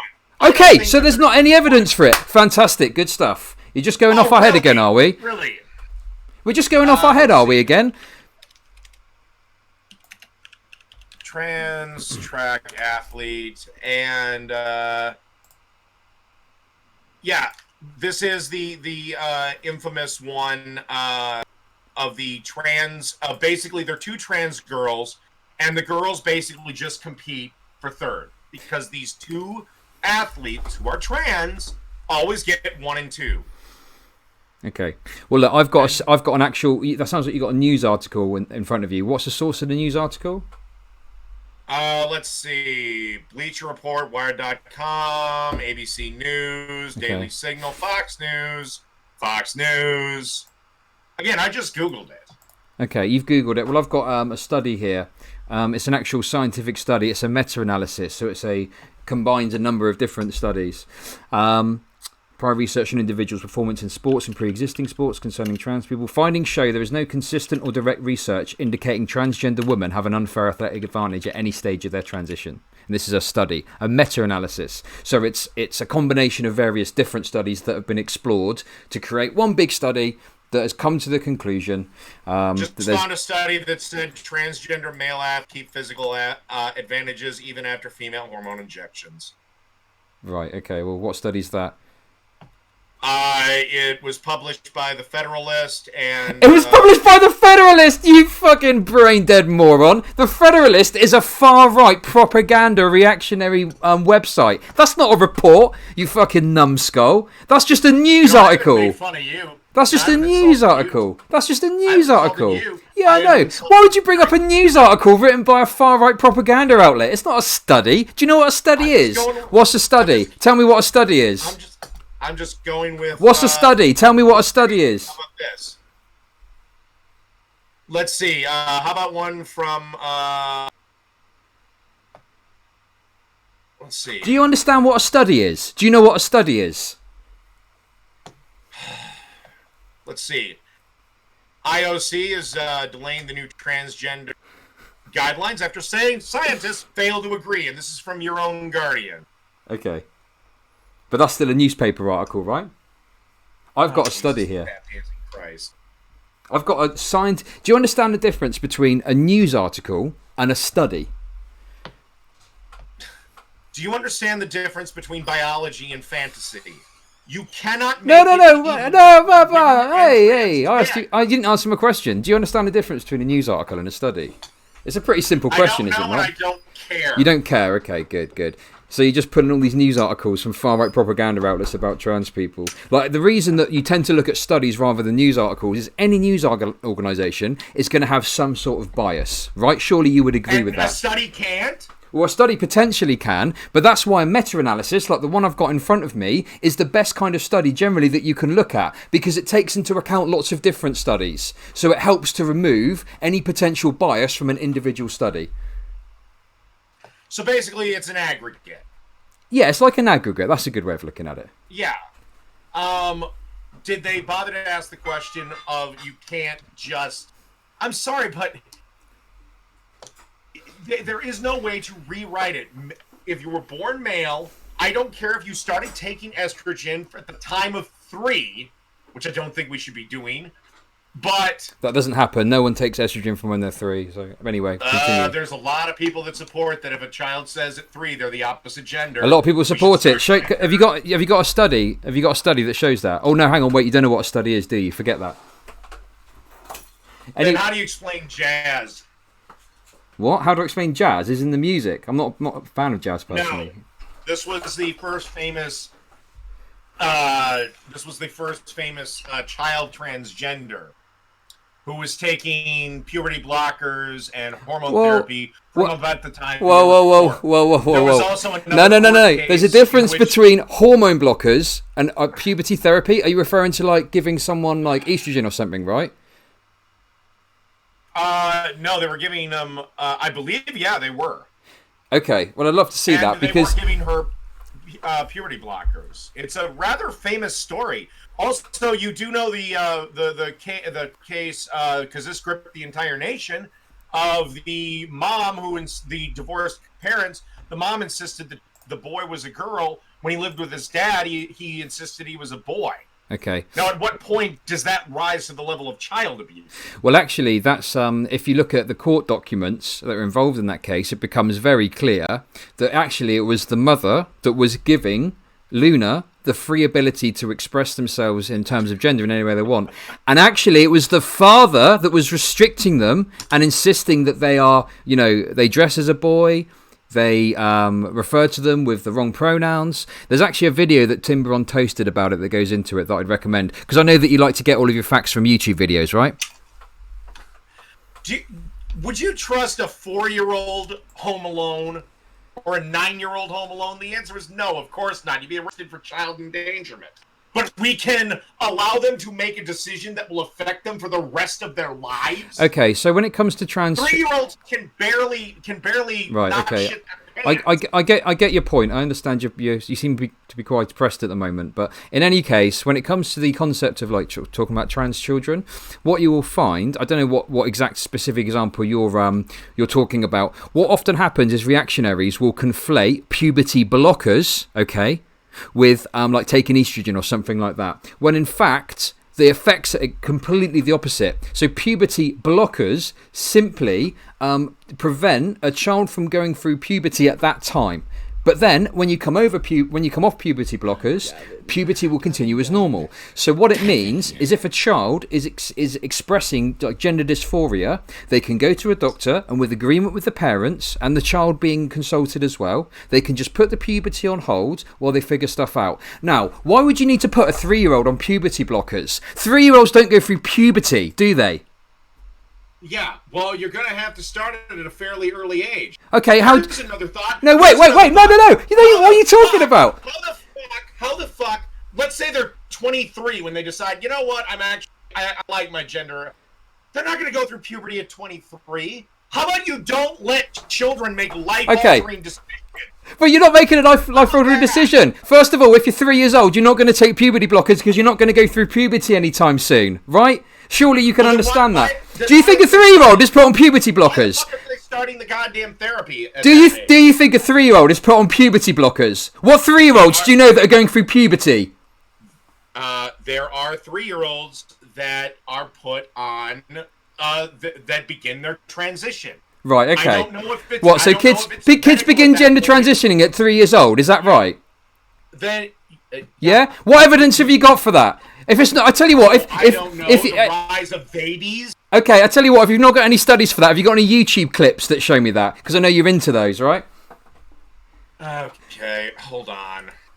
Where's your sources? You're saying the 3-year-olds are put on puberty blockers. What 3-year-olds go through puberty? What are you talking about? You're talking nonsense. Google. Get on Google, my guy. Get some Google on, okay? Show me the studies that show that 3-year-olds are put on puberty blockers. Come on. Let's have it. Let's see. Let's see. They're trying to say that a child, so this is somebody who is not going through puberty, but they can be gay or lesbian. Hang on. What's that got to do with trans people? That's totally different. What's that got to... Sorry, a lesbian's put on puberty blockers. Am I missing something here? Okay, this is from the human rights thing. Hang on, no, wait. No, what's that got to do with trans people? No, what's that got to do with trans people? What are you talking about? My point is, they don't know their sexual identity yet. How the fuck would they know their gender identity? You're pivoting so hard. Look, be careful. I'm worried you might get whiplash with how hard you're pivoting right now, honestly. Are you okay? Is your neck all right? The general rule for determining whether a child is transgender or whatever is if the child is consistent, insistent, and persistent. They're a child. Okay, but what's that got They will be consistent if it gets them attention. Right, okay. And what is that in the article? Are you just cutting that off the top of your head like usual? Or did you see it in a YouTube video? Did you see that in a YouTube video? The Human fucking Rights Campaign. Okay. Humanrights.org. Right, okay. And sorry, what's it got to do with trans people and children on 3 being on puberty blockers? Is that in the article too? Okay, a 3-year-old constantly says they're a girl. Are they doing it for attention? Or are they actually trans? I don't think they're... Right, okay. What's that got to do with them having puberty blockers though? What's that got to do with what we're talking about? If they keep up with it, and generally, they're going to be on some sort of therapy. Okay. I love how you have a fucking encyclopedia. I'm not the one making wild assertions like 3-year-olds are on puberty blockers. I tell you what. So they don't go to the doctor and they're not put. No, a 3-year-old's not put on a puberty blocker. That would be absolutely wild because they're not going through puberty. It would be pointless. Puberty blockers stop puberty. It's in the name. It's in the name. Puberty blockers. Yeah. It's in the name. They're going to be put on a therapy. So what does that matter? You go and talk to someone about how you're feeling. How does that affect the child at all? No, I mean maybe how about you encourage the child to be the gender they're born as? Okay. Also, because why is it that even with therapy, even with gender affirming surgery, why is the suicide rate the exact same? Oh my God, another pivot! Jesus Christ! What's that got to do with what we're talking about? We're talking about whether 3-year-olds are put on. So you agree then that puberty blockers are not taken by 3-year-olds? They might have some therapy. Is that right? And what's wrong with just saying you're 3? How about we wait a minute? Okay. So what evidence have you got to show that 3-year-olds are given therapy if they express, gender dysphoria? Have you got some evidence for that? Outside of countless news articles. Okay. But of course, you don't like that type of evidence. I don't mind a news article. News articles potentially okay, but it depends what it's based on. If it's literally just a dude rubbing his greasy cock all over his keyboard until a news article pops out, like they do at the Federalist, well, that's one thing. If it's based on like a scientific study, then yeah, maybe it could be a bit more credible. I was reading from was the Human Rights Campaign. I'm assuming you're on board with them. But hang on a sec. Wait a sec. That was talking about lesbian and gay things. That wasn't talking anything to do with trans kids though. What is the idea of like children expressing potential sexuality got anything to do with trans kids? Do you understand that lesbian and gay and trans is like separate things? They're not necessarily like linked, right? There can be sometimes. You can have trans people that are gay or lesbian, but like just because you're gay or lesbian, it's got nothing to do with trans, right? You get that? But if a kid can't determine what his sexuality is, how the fuck would he know that he's got gender dysphoria? He doesn't. Okay, so let's say that a kid thinks they've got gender dysphoria. Also, why do so many of them outgrow it? Wait. Let's say a kid has got gender dysphoria, or they says to let's say a young girl says to their parent, okay, I think I might be a boy, right? How can we possibly establish what's going on in their heads? How can we figure that out, do you think? Generally, do you think it might be worth going to a doctor and having a chat with them and seeing what's going on? No, generally I just leave it alone. So basically, if a kid says that they've got maybe something that isn't quite right with them, right? Or, I'm not saying that that's necessarily not right, but like they're expressing something that maybe the parent doesn't understand and the child doesn't understand, right? You're just saying we should just ignore it and not bother with it. What if the kid says they've got a pain in their tummy? Should we just ignore that as well? Unless it gets worse. So if a kid tells you, I've got pain, mummy, I've got pain in my tummy, we just ignore it and don't do anything. So we run the kid to the doctor every time he gets right. So we go to we do go to the doctor if the kid says that they've got something going on. Yeah. So you think it's worth taking them to the doctor for that? Okay. If they say they got a tummy ache, generally you wait 24 hours to find out if it's not just something. Okay. Great. So a kid's saying to you, "Mummy, I think I might be a boy. I think I might be a boy." After 24 hours, they're still saying it. Should we take them to the doctor then? No. Right. Okay. Why not? Well, because as a small, okay. When do you think a kid has the cognitive side that they're the wrong gender? Well, this is the thing, right? So kids do, cognitively, kids are very different to adults, right? They don't understand the world. They've got a lot to learn. Yeah. My take on this is very, very, very simple. Okay. If your kid has got something that's going on, they don't feel well, or they're expressing something that you're concerned about, my thought would be to take them to a medical professional who can assist you, not to just ignore it, right? Regardless of what that issue is. If your kid is expressing something that you're uncomfortable with, or you don't understand, or that you think needs to be explored further, just take them to the doctor. But you seem to be against that idea. Well, yeah, because sometimes, and I don't know how widespread this is, but what happens if the parent, because they want to feel special, is maybe nudging their kid a little bit? Okay, well, have you got anything that shows that? Because you can easily manipulate a 3-year-old. Right, okay. And no, here's what I think. If you want to be trans, that's fine. Well, okay, let's you can look. Wait till you're 18. Let's say that's the case, right? Let's say that is the case, okay? As a theoretical thing. Let's say that's the case, okay? And the parent, right, thinks, oh yeah, I want to implement the trans agenda and turn my child into a trans kid, yeah? So that all the other mummies think I'm special, right? Let's say that's the case. Don't you think then it's better that they should have to go to the doctor to talk about it and explore it and diagnose it further to prevent the risk of that happening? I don't think kids should be involved in this. They can wait until they're 18. Wait. So your concern is that parents are trying to convince their kids that they're trans. Well, don't you think it's a good idea then that doctors should be involved to stop that from potentially happening? Well, it seems that again, I do not think that doctors should do anything. They should basically tell the kid, doctors shouldn't do anything. Doctors shouldn't do anything. Outside of just affirm what they are. They're basically saying, no, you're not a girl, you're a boy. Doctors don't do anything, do nothing. Doctors are just there to basically, if someone comes in and they say, I think I've got cancer, or they'll just go, yeah, you probably got cancer, and stick them on chemotherapy. They should just affirm what they should be, right? Cancer is a physical disease. Yeah, what's that got to do with anything?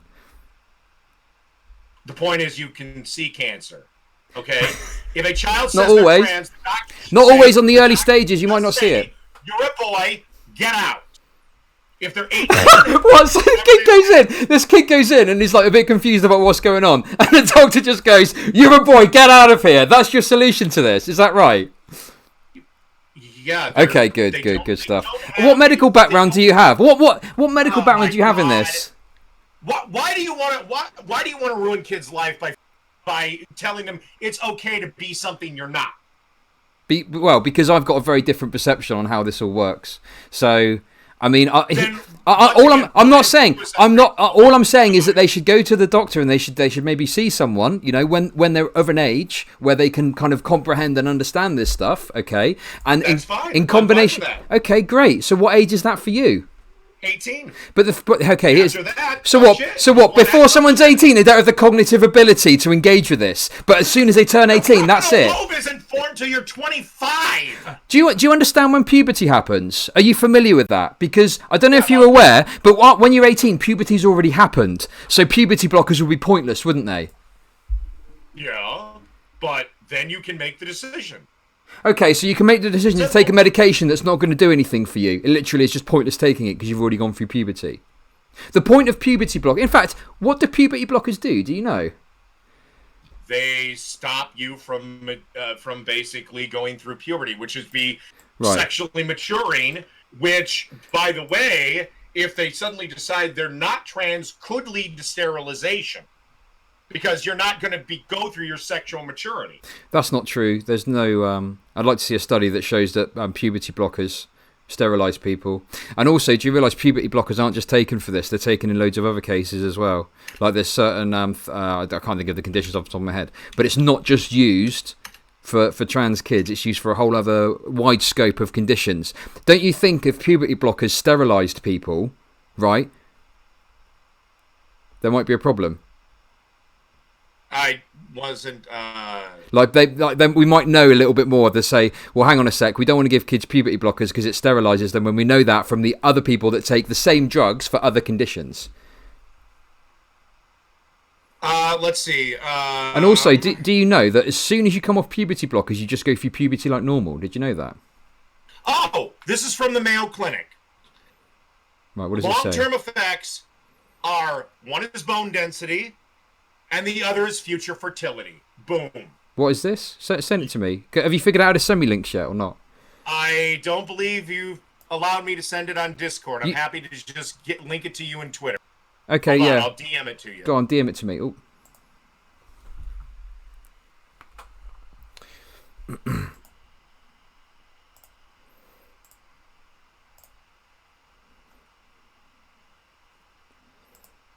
Might also have long-term effects on bone density and future fertility. Okay, let's have a look. So yeah, this isn't like a study. This is just an article that gives you some of the potential side effects of some of this stuff, right?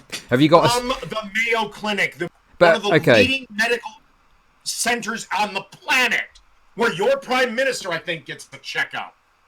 Use of GnRH analogues doesn't cause permanent changes in adolescent's body. Instead, it pauses puberty. So it just says here it pauses puberty. I don't understand. But scroll down. Yeah, it says what are the possible side effects or complications, right? So there's lots of medication you take where you pull out this leaflet from the box and it's got all these different potential side effects and stuff like that. There's even some medication where the possible side effect is that you might die. Right? Yes. Okay, so like for example, with chemotherapy... If you're allergic to it. So, well, it's not if you're allergic to it. Some drugs can interact with your body in such a way that you could die if you take it. But it's got other... And the chances of that are like 0.1% or whatever the percentage is, right? But like... For the vast majority of people, they're not going to have that impact, so it's considered safe to use, even though there's a very tiny risk of that happening. Do you understand that, yeah?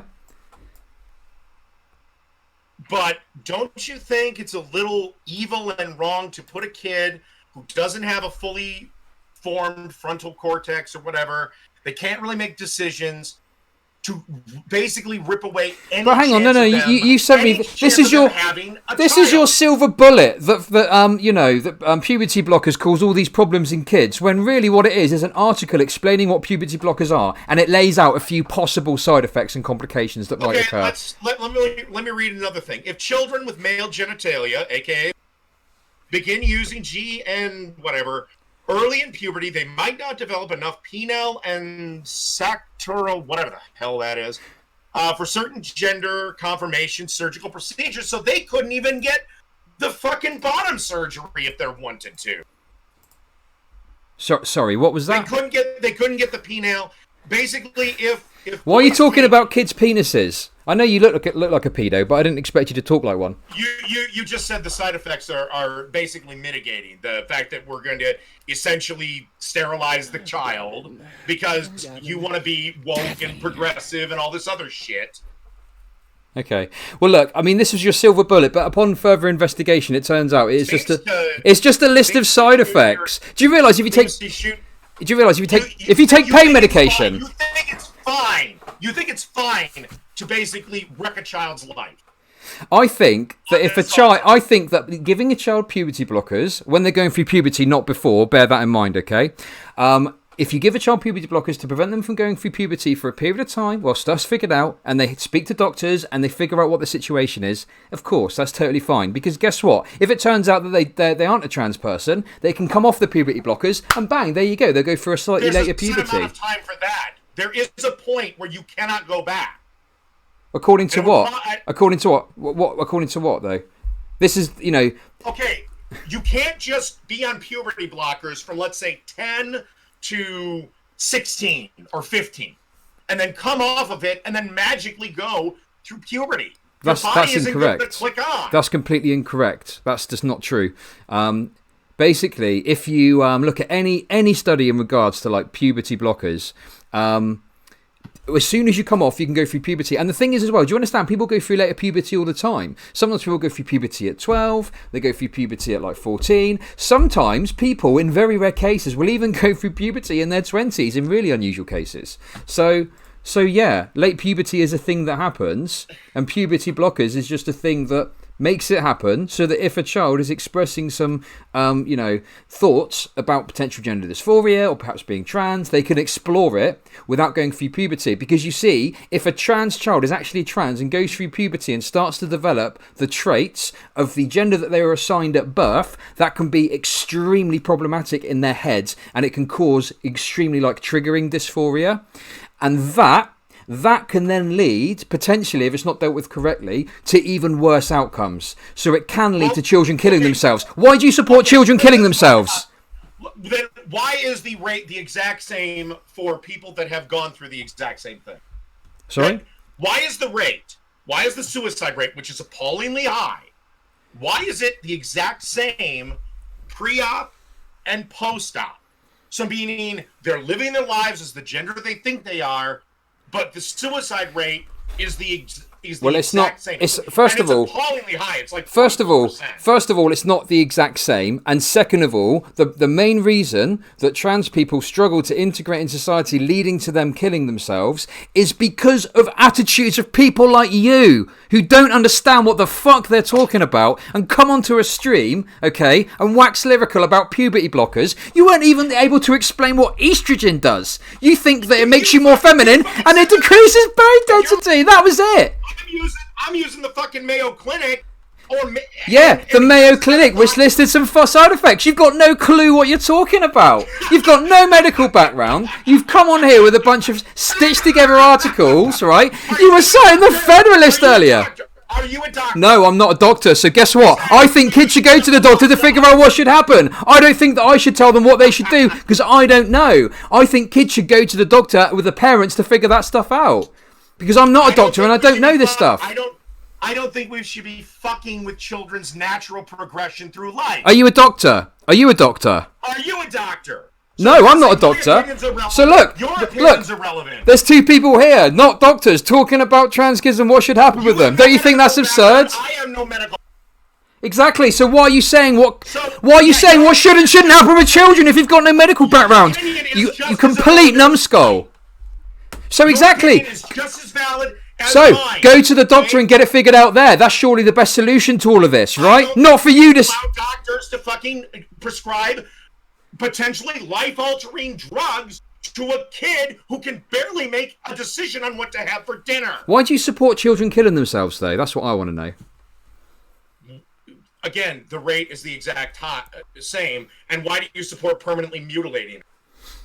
I don't support permanently mutilating them. What I support... You think a penile... And I don't spend a lot of my time thinking about children's penises, to be honest with you, Lord of Patriarchy. It's clear that you do. Maybe we should just move on, because it's getting a bit heated, okay? Yeah. Okay, right, so let's get back to my video about you. We've gone off on a bit of a tangent there. So let's talk a little bit, because we're supposed to be discussing male privilege, and we've gone off on all sorts of tangents. So yeah, let's get to your cooking. Can we talk a bit about your cooking? Is that okay? All right, go for it. Why are you so shit at cooking? What do you cook?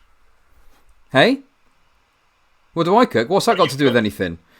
You said I'm shit at cooking. Yeah. One, that's purely opinion. And two, I haven't insulted you on this stream. And three, again, I'm just having fun. Oh, no, you didn't insult me on this stream, but on the other one, you kept calling me a faggot, right? When I couldn't respond. That was a video. Oh, okay. So is it different to insult someone on a video that you make, which is also a stream, by the way? Yeah, there's a complete difference. Yeah. Right. Okay. No problem. So if after this, right, when you leave, I can start calling you whatever I want and insulting you and being rude. Yeah. Yeah, go for it. You want to insult me on my video? But I can't insult you to your face. Don't you think it's more but I kind of think that. Right. Okay. Sorry. A, that's your opinion. But B, I do the cooking show for fun. Okay. I didn't realise that we weren't allowed to insult each other. My sincere apologies. I'll try and be nicer to you. Okay. I didn't realise. Well, I thought we were supposed to have a debate. Yeah, no, we are having a debate, you know, but I didn't realise I had to be polite and prim and proper. So my apologies, my sincere apologies, Mr. Patriarchy. Allow me to restate my, criticism. My personal opinion is that you've created a cooking channel despite not being able to, apparently, from the appearances, cook food by any stretch of the imagination. So I was just interested to explore your thought process behind having a YouTube channel for something you know nothing about. That was all. Because I like doing it. Okay, that's fair enough. That's it. I like doing it. Whether you think I'm shit at it or not is beyond irrelevant. To be honest, I've got some health concerns for the people that follow your recipes. Have you ever checked in on your subscribers on that channel to make sure they don't die from food poisoning? No. Okay, no worries. And if they fuck up the chicken, then that's their problem. Okay, no, that's fair enough. Can I just ask, though, because I checked who you're following on Twitter, okay, and I noticed that you're following Gordon Ramsay. Is that someone that you look up to? A little bit, yeah. Okay. What do you think Gordon Ramsay would think of your food? He'd probably call me a stupid, idiot, cum gargle donkey. Right, okay. I don't know. I don't actually know. Okay. Do you think there's a chance he might like it? I don't know, maybe. Right. I don't care. You don't care? Okay.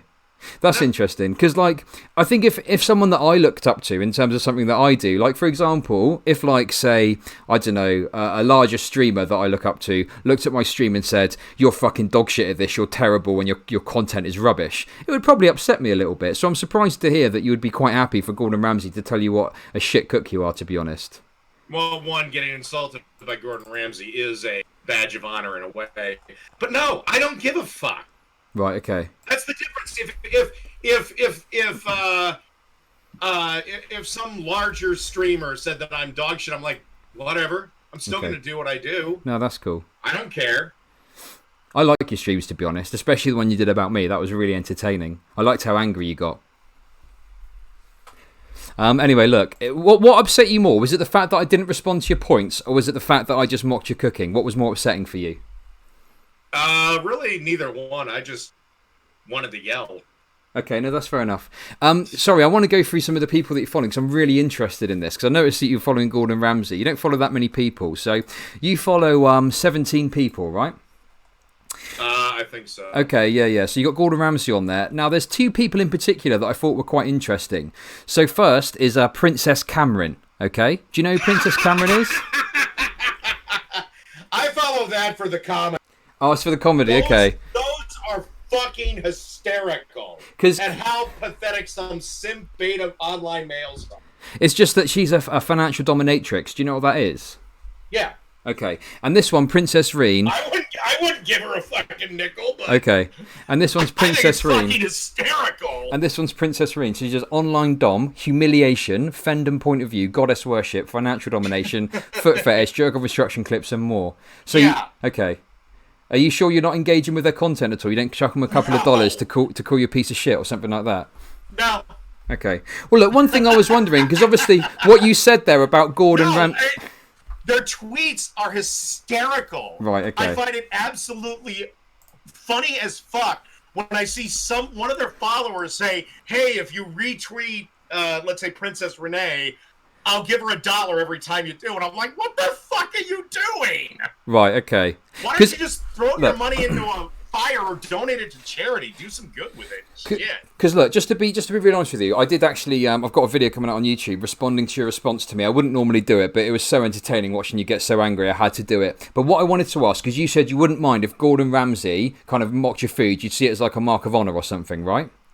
Yeah. So I was wondering, like, if you pay these women to come round and shout at you for cooking shit food while you chuck dollar notes at them, is that in reality at all? Is that something you do?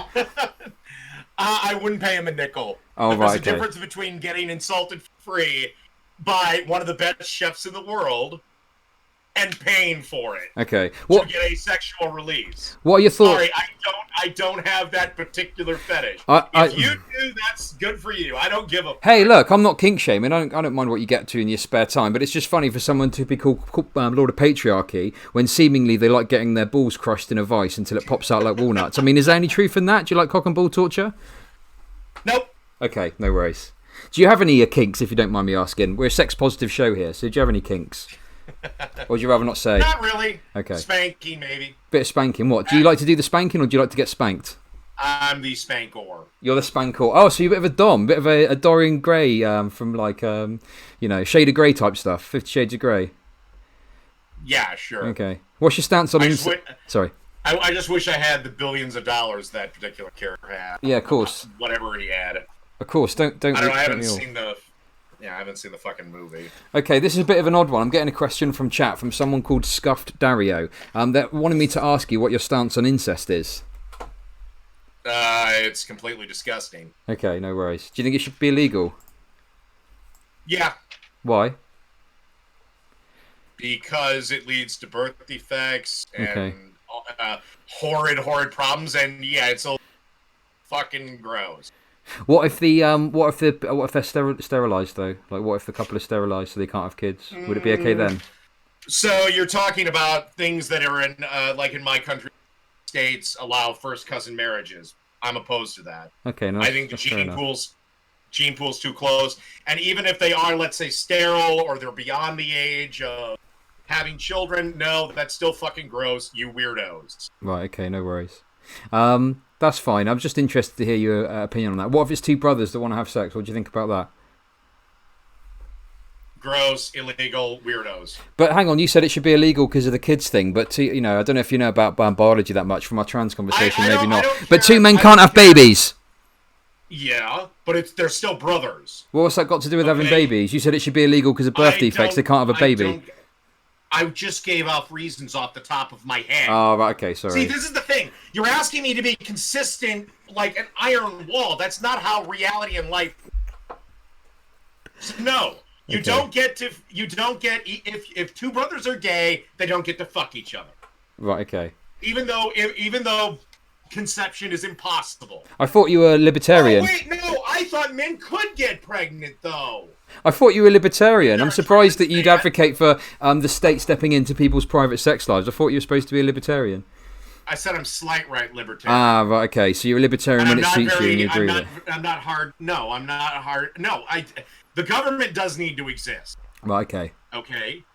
And yes, there are small aspects of where they need to interfere with people's personal business. This qualifies. Right, okay, no worries. But the thing is, because you're basing it on the idea that it's disgusting, right? So you think that because the idea of two brothers sucking each other's dicks is disgusting, it should be illegal, is that right? No, it's the fact that they're brothers. Not two dudes sucking each other off. I don't give a fuck. No, sure, but okay, so the fact that two people are brothers, right? Why is that a problem then? Why should it be illegal if they want to have sex with each other? For what reason? Because you're actually defending incest at this point. I'm just asking questions to understand your position. No, you're defending it. How am I defending it? Look, I'll tell you what. I don't think two brothers should have sex. I don't think two brothers should have sex with each other. That's my stance on incest. Yeah. Good. We agree. Yeah, but you think it should be illegal? Why should it be illegal for two brothers to suck each other's dicks? Just incest as is it because it's disgusting? Is it because it's disgusting? Because they're brothers, yes, it falls under disgusting. What the fuck do you want? Well, the thing is, two men that are not related, I don't give a shit. Some people think two men having sex is disgusting and should be illegal. They're not even brothers; they're just two dudes that want to have sex with each other, but they think it's disgusting. Do you think it should be illegal because other people think it's disgusting? No. What's the difference because they're not related. Well, what's the? Oh my god.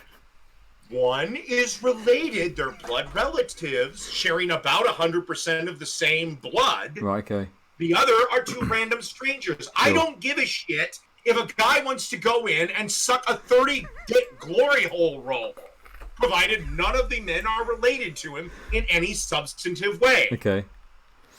Okay, look, sorry. I was just interested for your stance on incest. You don't need to get so mad, okay? I don't think that brothers and sisters should have sex with each other as well. I think I'd advise against that, basically.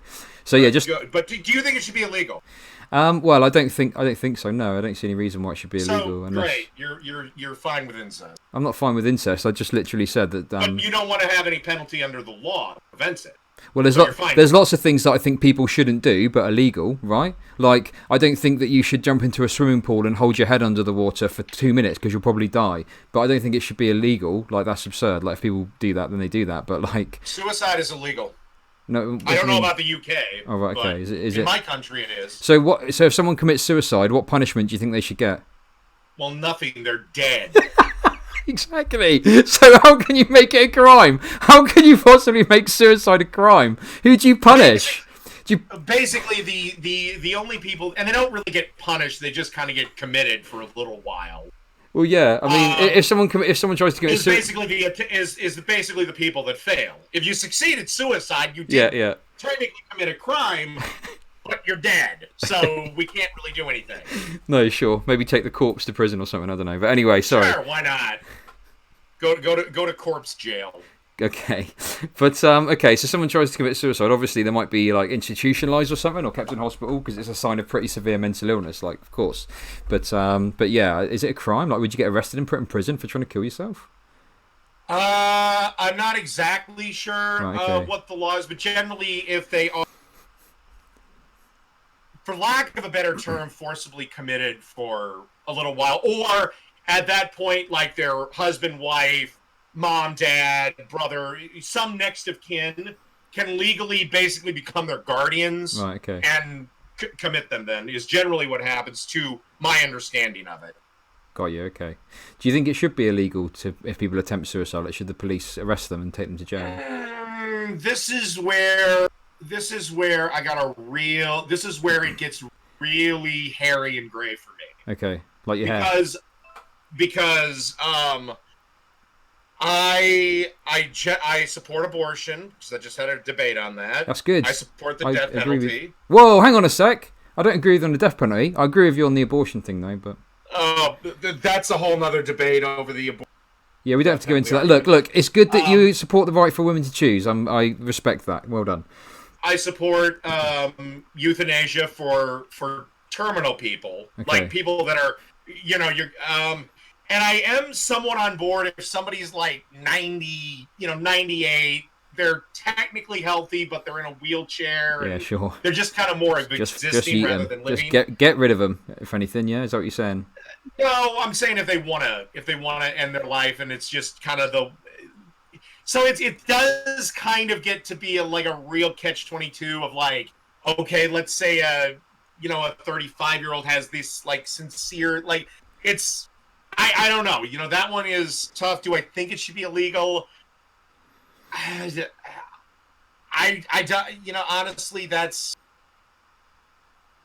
okay. Don't worry. Look, it's one of those. It's one of those that's just, it's kind of like if it's a 22-year-old, that's another matter. Because you got your whole life. If they're 90, let's say 100, and they're wheelchair bound and all this other shit, and they want to check it out.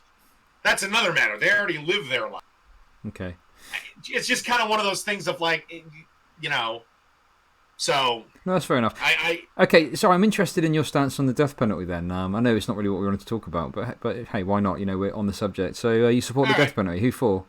I do. Generally, I for anybody who is either like a, and you gotta let me finish this point, like a basically a premeditated murder, like first-degree murder in my country, where they've planned it, they know they're going to do it, and they have every intention of taking it out.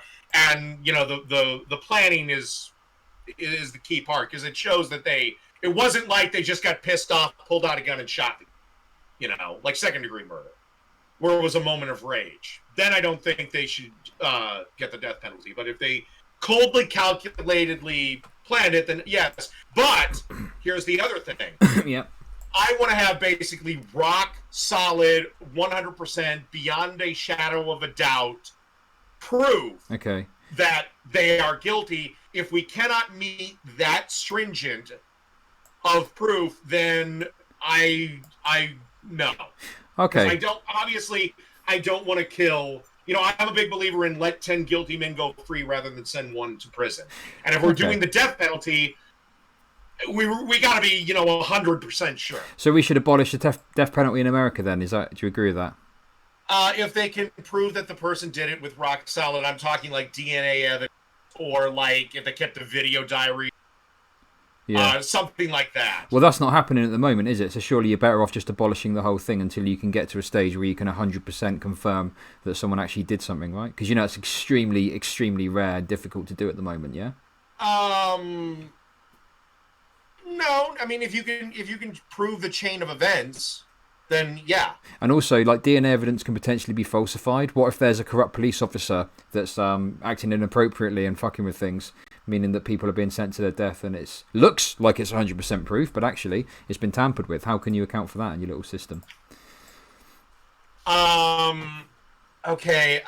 For maybe the one instance that happens, there's a potential problem, but no, generally I would require a fairly high bird proof, but I think it should be there.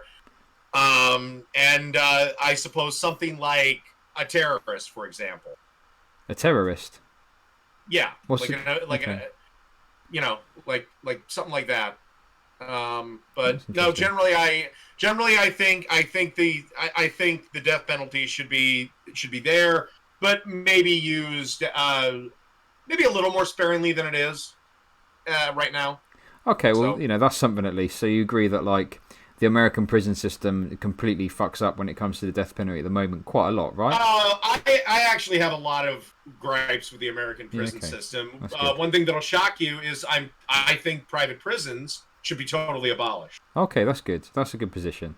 Because my thought is that if we as a society say you have done this, we've proved you've done this, you must go away to here for a while, then it's on us to pay for it. Right, okay. I don't think we should have I don't think Mattel should be using prison labor. Okay, that's interesting. Okay, well, look, there's actually one other thing I wanted to talk to you about. I planned for this to be about 2 hours, so this may well be the last thing we discuss. You seem to be in your video, like, alongside just getting absolutely fucking furious with what I was saying. You also kind of pointed out that I was fundraising, and you were kind of trying to mock me because you, I guess, thought I hadn't raised much money or something like that, right? Like, what's that all about? Why are you mocking me for that? Oh, I was just mocking you for it. But why? Just something I can make a joke on. I do the same thing to my team, to the Young Turks, because they're trying to raise $2 million and they've raised maybe 10% of that. I think maybe 11. Why? So, okay, yeah. Why do you care about that though? Like, it's nothing to do with you, is it? Just something to make a joke on. Ah, right. Okay. So it has nothing to do with me. I don't care. I would have probably given you a little bit of if you were like 150% over that. Notice that. Well, good for you. Yeah, sure. So, no, if you want to fundraise, I don't actually care. No, okay. I'm not like one of these people that thinks, as they call it, e-begging or whatever is the worst thing in the world, because you can't make any money on YouTube. It's unless you're C-SPAN or Fox News or Comedy Central, you ain't making shit.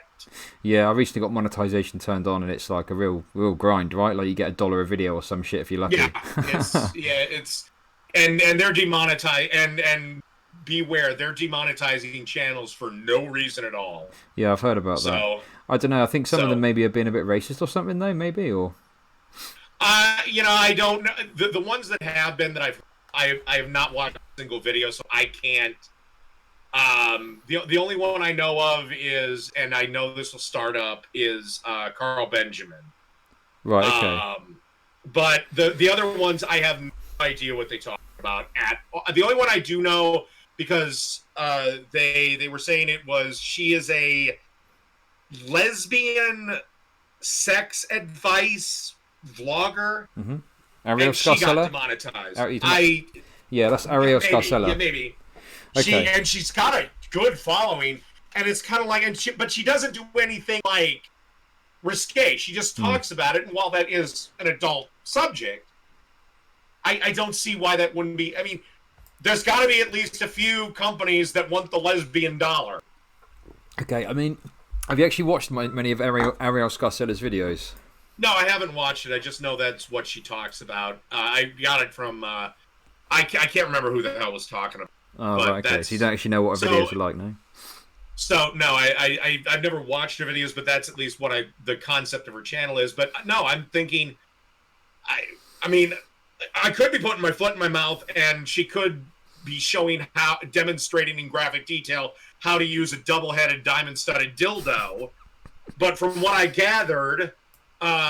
she just talks about things, and I don't see why that isn't why you would demonetize it. Okay. I mean, I'm for the one thing I am for is for absolute consistency. I thought it was bullshit that YouTube was not allowing LGBTQ creators to buy ads. Okay. Basically, give YouTube money, because I'm sorry, but if you're gonna take it from Dennis Prager, for example, you got to take it from them. Okay, the thing you need to bear in mind though, when it comes, sorry, I just was like, but we're talking about another thing that involves contracts and money, and there's a whole other mess that's going along with it. And again, we're also dealing with a section of U.S. law in which YouTube is trying to be both publisher and platform, and the two are completely different. Okay. So you said earlier you don't care about consistency, but this time you do care about consistency. I'm also not a so platform. You're not consistent. You're not even consistent on consistency itself, are you? That's kind of funny, isn't it? I am not a platform. I'm one man giving in a... Okay. Well, look. You know, I kind of, in some ways, I guess I kind of agree in terms of like, you know, it's tough to rely on YouTube for anything really. YouTube's kind of a crappy platform for creators in a lot of ways. But on the other hand, the thing I'd want to sort of point out to you is that, and whilst I'm not saying like I disagree with it, thinking about the current like society, because as you've said a number of times, we do live in a society that we exist in. Advertisers, you know, they might not want to be associated with channels that, in my opinion, have like borderline porn in the thumbnails, which is certainly the case with Ariel Scarcella. You know, there was one with like a strap on, and there was one where there were some lips, and it was made to look like vaginas almost. So yeah, I think. Okay, here's something that I've said for years is I wish YouTube would do it, was give the advertiser, the person that buys the ad. Yeah. Let's say it's Coca-Cola. Yeah. Let Coca-Cola decide what videos they want their products to be shown on, because right now YouTube basically they just throw it up there and it's kind of like a random, like a bingo turnstile thing. Yeah, sure. And then that ad gets pulled. Let Coca-Cola decide, and maybe even specific users. I don't want my ads showing anything to do with this, and this. And YouTube just stays neutral. Yeah, sure. I mean, I suppose, yeah. Because while Coca-Cola may not want to, there's going to be another place like AdamandEve.com, for example, that would love to advertise on there. Yeah, sure. I mean, one thing to bear in mind is like I think there's some of that happening now, and I think YouTube are talking about giving more monetization options in terms of adverts. So I think that is something that might be coming. And yeah, I mean, also like some companies just don't want to get involved in the micromanagement of what they want to be on and what they don't. They just want to be on content that they know is not going to be problematic for them, right? Like they're not too concerned about, you know. Yeah, and I get it, and you know, I get it, but this is going to be the problem with monetization on YouTube pretty much until some sort of system that actually works is created. So, and I think that's why YouTube, I don't believe, has ever actually turned a profit. Okay, you didn't turn a profit? That's pretty crazy. I can't remember where the fuck I read that because of these the server costs. Okay. Because videos take up a shit ton of memory. Okay, no worries. Well, look, it's kind of a little bit over time. If it's okay, maybe we can just spend 10 minutes. Like, if your chat have got any questions for me, maybe I could ask you questions from my chat. Like, I've got a question here, for example. What do you think of George Soros? Believe it or not, don't know much about him. Okay. And the little I do comes from extreme, one way or the other. Because for the longest time, the only one yelling was Alex Jones, and I think about Alex Jones's opinions as the guy who should be at the airport ranting and raving, selling pencils from a cup. Okay. Okay, that's interesting. What's your position on foreskin? You mean circumcision? Yeah, or just foreskin in general. I don't really spend that much time thinking about male genitalia. I have no. But you do think about male child penises, from what you said earlier. So, okay. Anyway, there's another question here. What do you think about porn? It's fine. It's fine. Yeah, I thought you'd be quite an ardent porn supporter, right? I support its existence. I think people should have the right to do it, provided 18, or if you want to make the argument to 21, that's fine. But no, First Amendment. Okay. I've got a question here. Do you think paedophiles should get the death penalty too?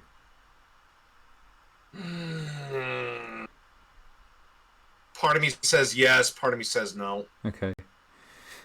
I got one from me. Can you ask Chud why he entered this debate in bad faith and why he defends incest? What do you mean bad faith? I've come in perfectly good faith. I don't know. That was just a comment in my comments. I don't know. Look. I'll be really real with you here now. The debate's finished. Like, some of my audience wanted blood sports. The vast majority of other people wanted me to come in good faith. So I tried to be a good boy. But my apologies to your viewer if they felt that I came in bad faith. That wasn't my full intention. And I'm not defending incest. I'll say it again, just clearly, because that person clearly needs to get a Q-tip. But you shouldn't fuck your family members. That's my position on incest. Okay. Oh shit! Before we end this, I do have one thing. When I sent you the message yesterday, yeah. I don't know if my phone fucked up or what, or I just forgot I skipped the word. But I wanted the debate today because I already had one yesterday. No, that's fine. And no, that was my bad. So for everyone thinking that was hoping to see it yesterday, my bad. I fucked up. Okay, yeah, no, that's fair enough. Thank you for sort of owning up to that. Look, at the end of the day, mistakes happen. It was kind of funny though, because I'm going to be real with you here. I made a stream where I just sort of mocked your cooking a bit more, so you can look forward to maybe catching that or not. Up to you, obviously. Maybe you can make some more content out of me. Obviously, I don't mind either way. It's up to you. But where are we? So I had some other questions here. Do you think iDubbbz is a simp? Who the fuck is iDubbbz? Don't you know about his girlfriend setting up an OnlyFans account? Oh God, I heard a little bit of that. God, I heard a little bit about that. Believe it or not, I don't follow very many YouTubers. Okay. Basically, okay, I'll give my basic thing. It's slightly cuckish, but then again, on the same note, she's getting a bunch of thirsty idiot dudes to give her money while he actually gets to fuck her. Okay. So, interesting.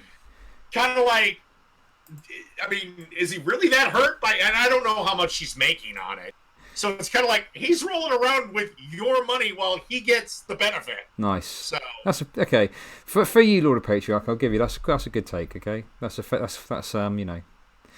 that's not so bad. What do you think of Richard Spencer? Complete asshole.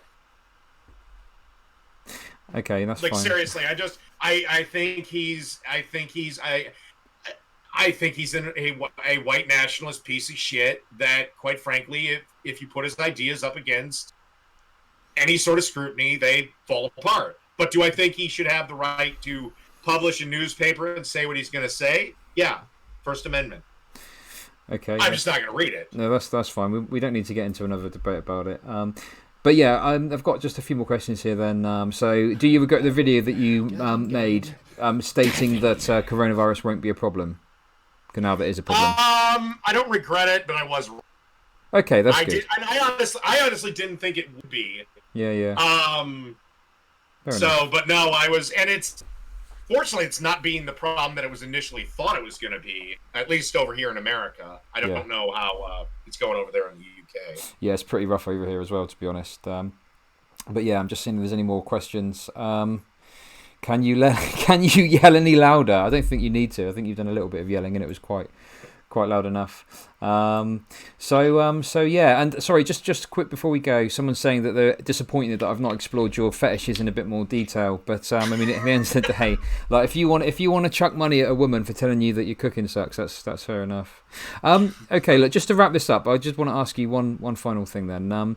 What is your thoughts on how people perceive you in like online discourse on Twitter, on YouTube, and stuff like that? Because you're considered like a bit of a joke, right? I don't give a shit. You don't give a shit, okay. No, don't care. I don't care what anyone else thinks of me. Fair enough, okay.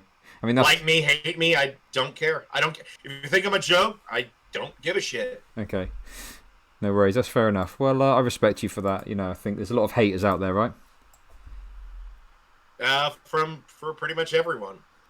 I mean, basically, you can't do anything online without a group of people thinking you're a joke and haters or whatever you want to call them. That just comes with the territory. Yeah, of course, yeah. If you can't deal with it, get offline. Or at least get off social media. No worries. Well, we'll wrap things up there. I mean, the only thing I'd say, I appreciate you saying that obviously you made a mistake, but I'm surprised you're making a mistake on timings when you got so many clocks on your wall, to be honest. Do you know the story of the clocks? No, go on. Tell me. The final thing. Go on. Basically, it's the clocks is... people have thought I was running a logistics company or something. No, it's way back in the 80s when you watch the evening news, the anchor would always be behind a wall, and the wall would have clocks with different cities' times. Yeah. Why that became a thing on the news at that point, I don't know. But I always just like the look. I just like the look. That's it. Brilliant. Okay. Well, yeah, brilliant. So we'll end it there. I suppose you can go and chill out, grab a couple of beers from your mini fridge, yeah? Have you still got the mini fridge? Oh, yeah. Good Got stuff. The beer fridge. The beer fridge, yeah. Is it packed full of beers, yeah? Yeah. I know. As a matter of fact, I noticed when you finished going off on me, you kind of you slumped kind of drunkenly into your chair. Have you thought about sticking a few energy drinks in there, maybe? No, I don't like energy drinks, and I especially don't like them when I'm drinking. Okay. What beers do you like? What beer do you drink? Believe it or not, and this is where something you can make fun of me. Yeah. Feel free. My two favorite beers are Budweiser and Coors Light. Okay.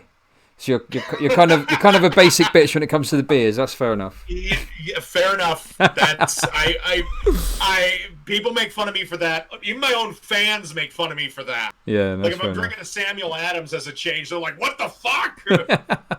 No worries. Well, look, I know it got a bit spicy, but look, thanks for coming on. It's I think even if we didn't agree on a whole lot, I think everyone enjoyed it that was watching. So that's something, I guess. And yeah, okay. That's basically my goal during this whole outbreak, to try to entertain people. If that's me entertaining you because you think I'm an idiot, then so be it. And thanks for having me on, by the way. No worries. Thanks very much. I'll catch you next time, okay? All right. Okay, bye. Bye. No, I'm not dragging you in, for God's sake. Why does everyone always want to get on my streams? What do we think of that anyway? I'm not talking to anyone. I can't stream for that much longer because I'm streaming tonight, okay? I can't talk about the debate. I don't have time. I don't have time to do it now. I wanted to just have a quick chat. Anyway, look. Hang on a sec. I wanted to do something. Okay.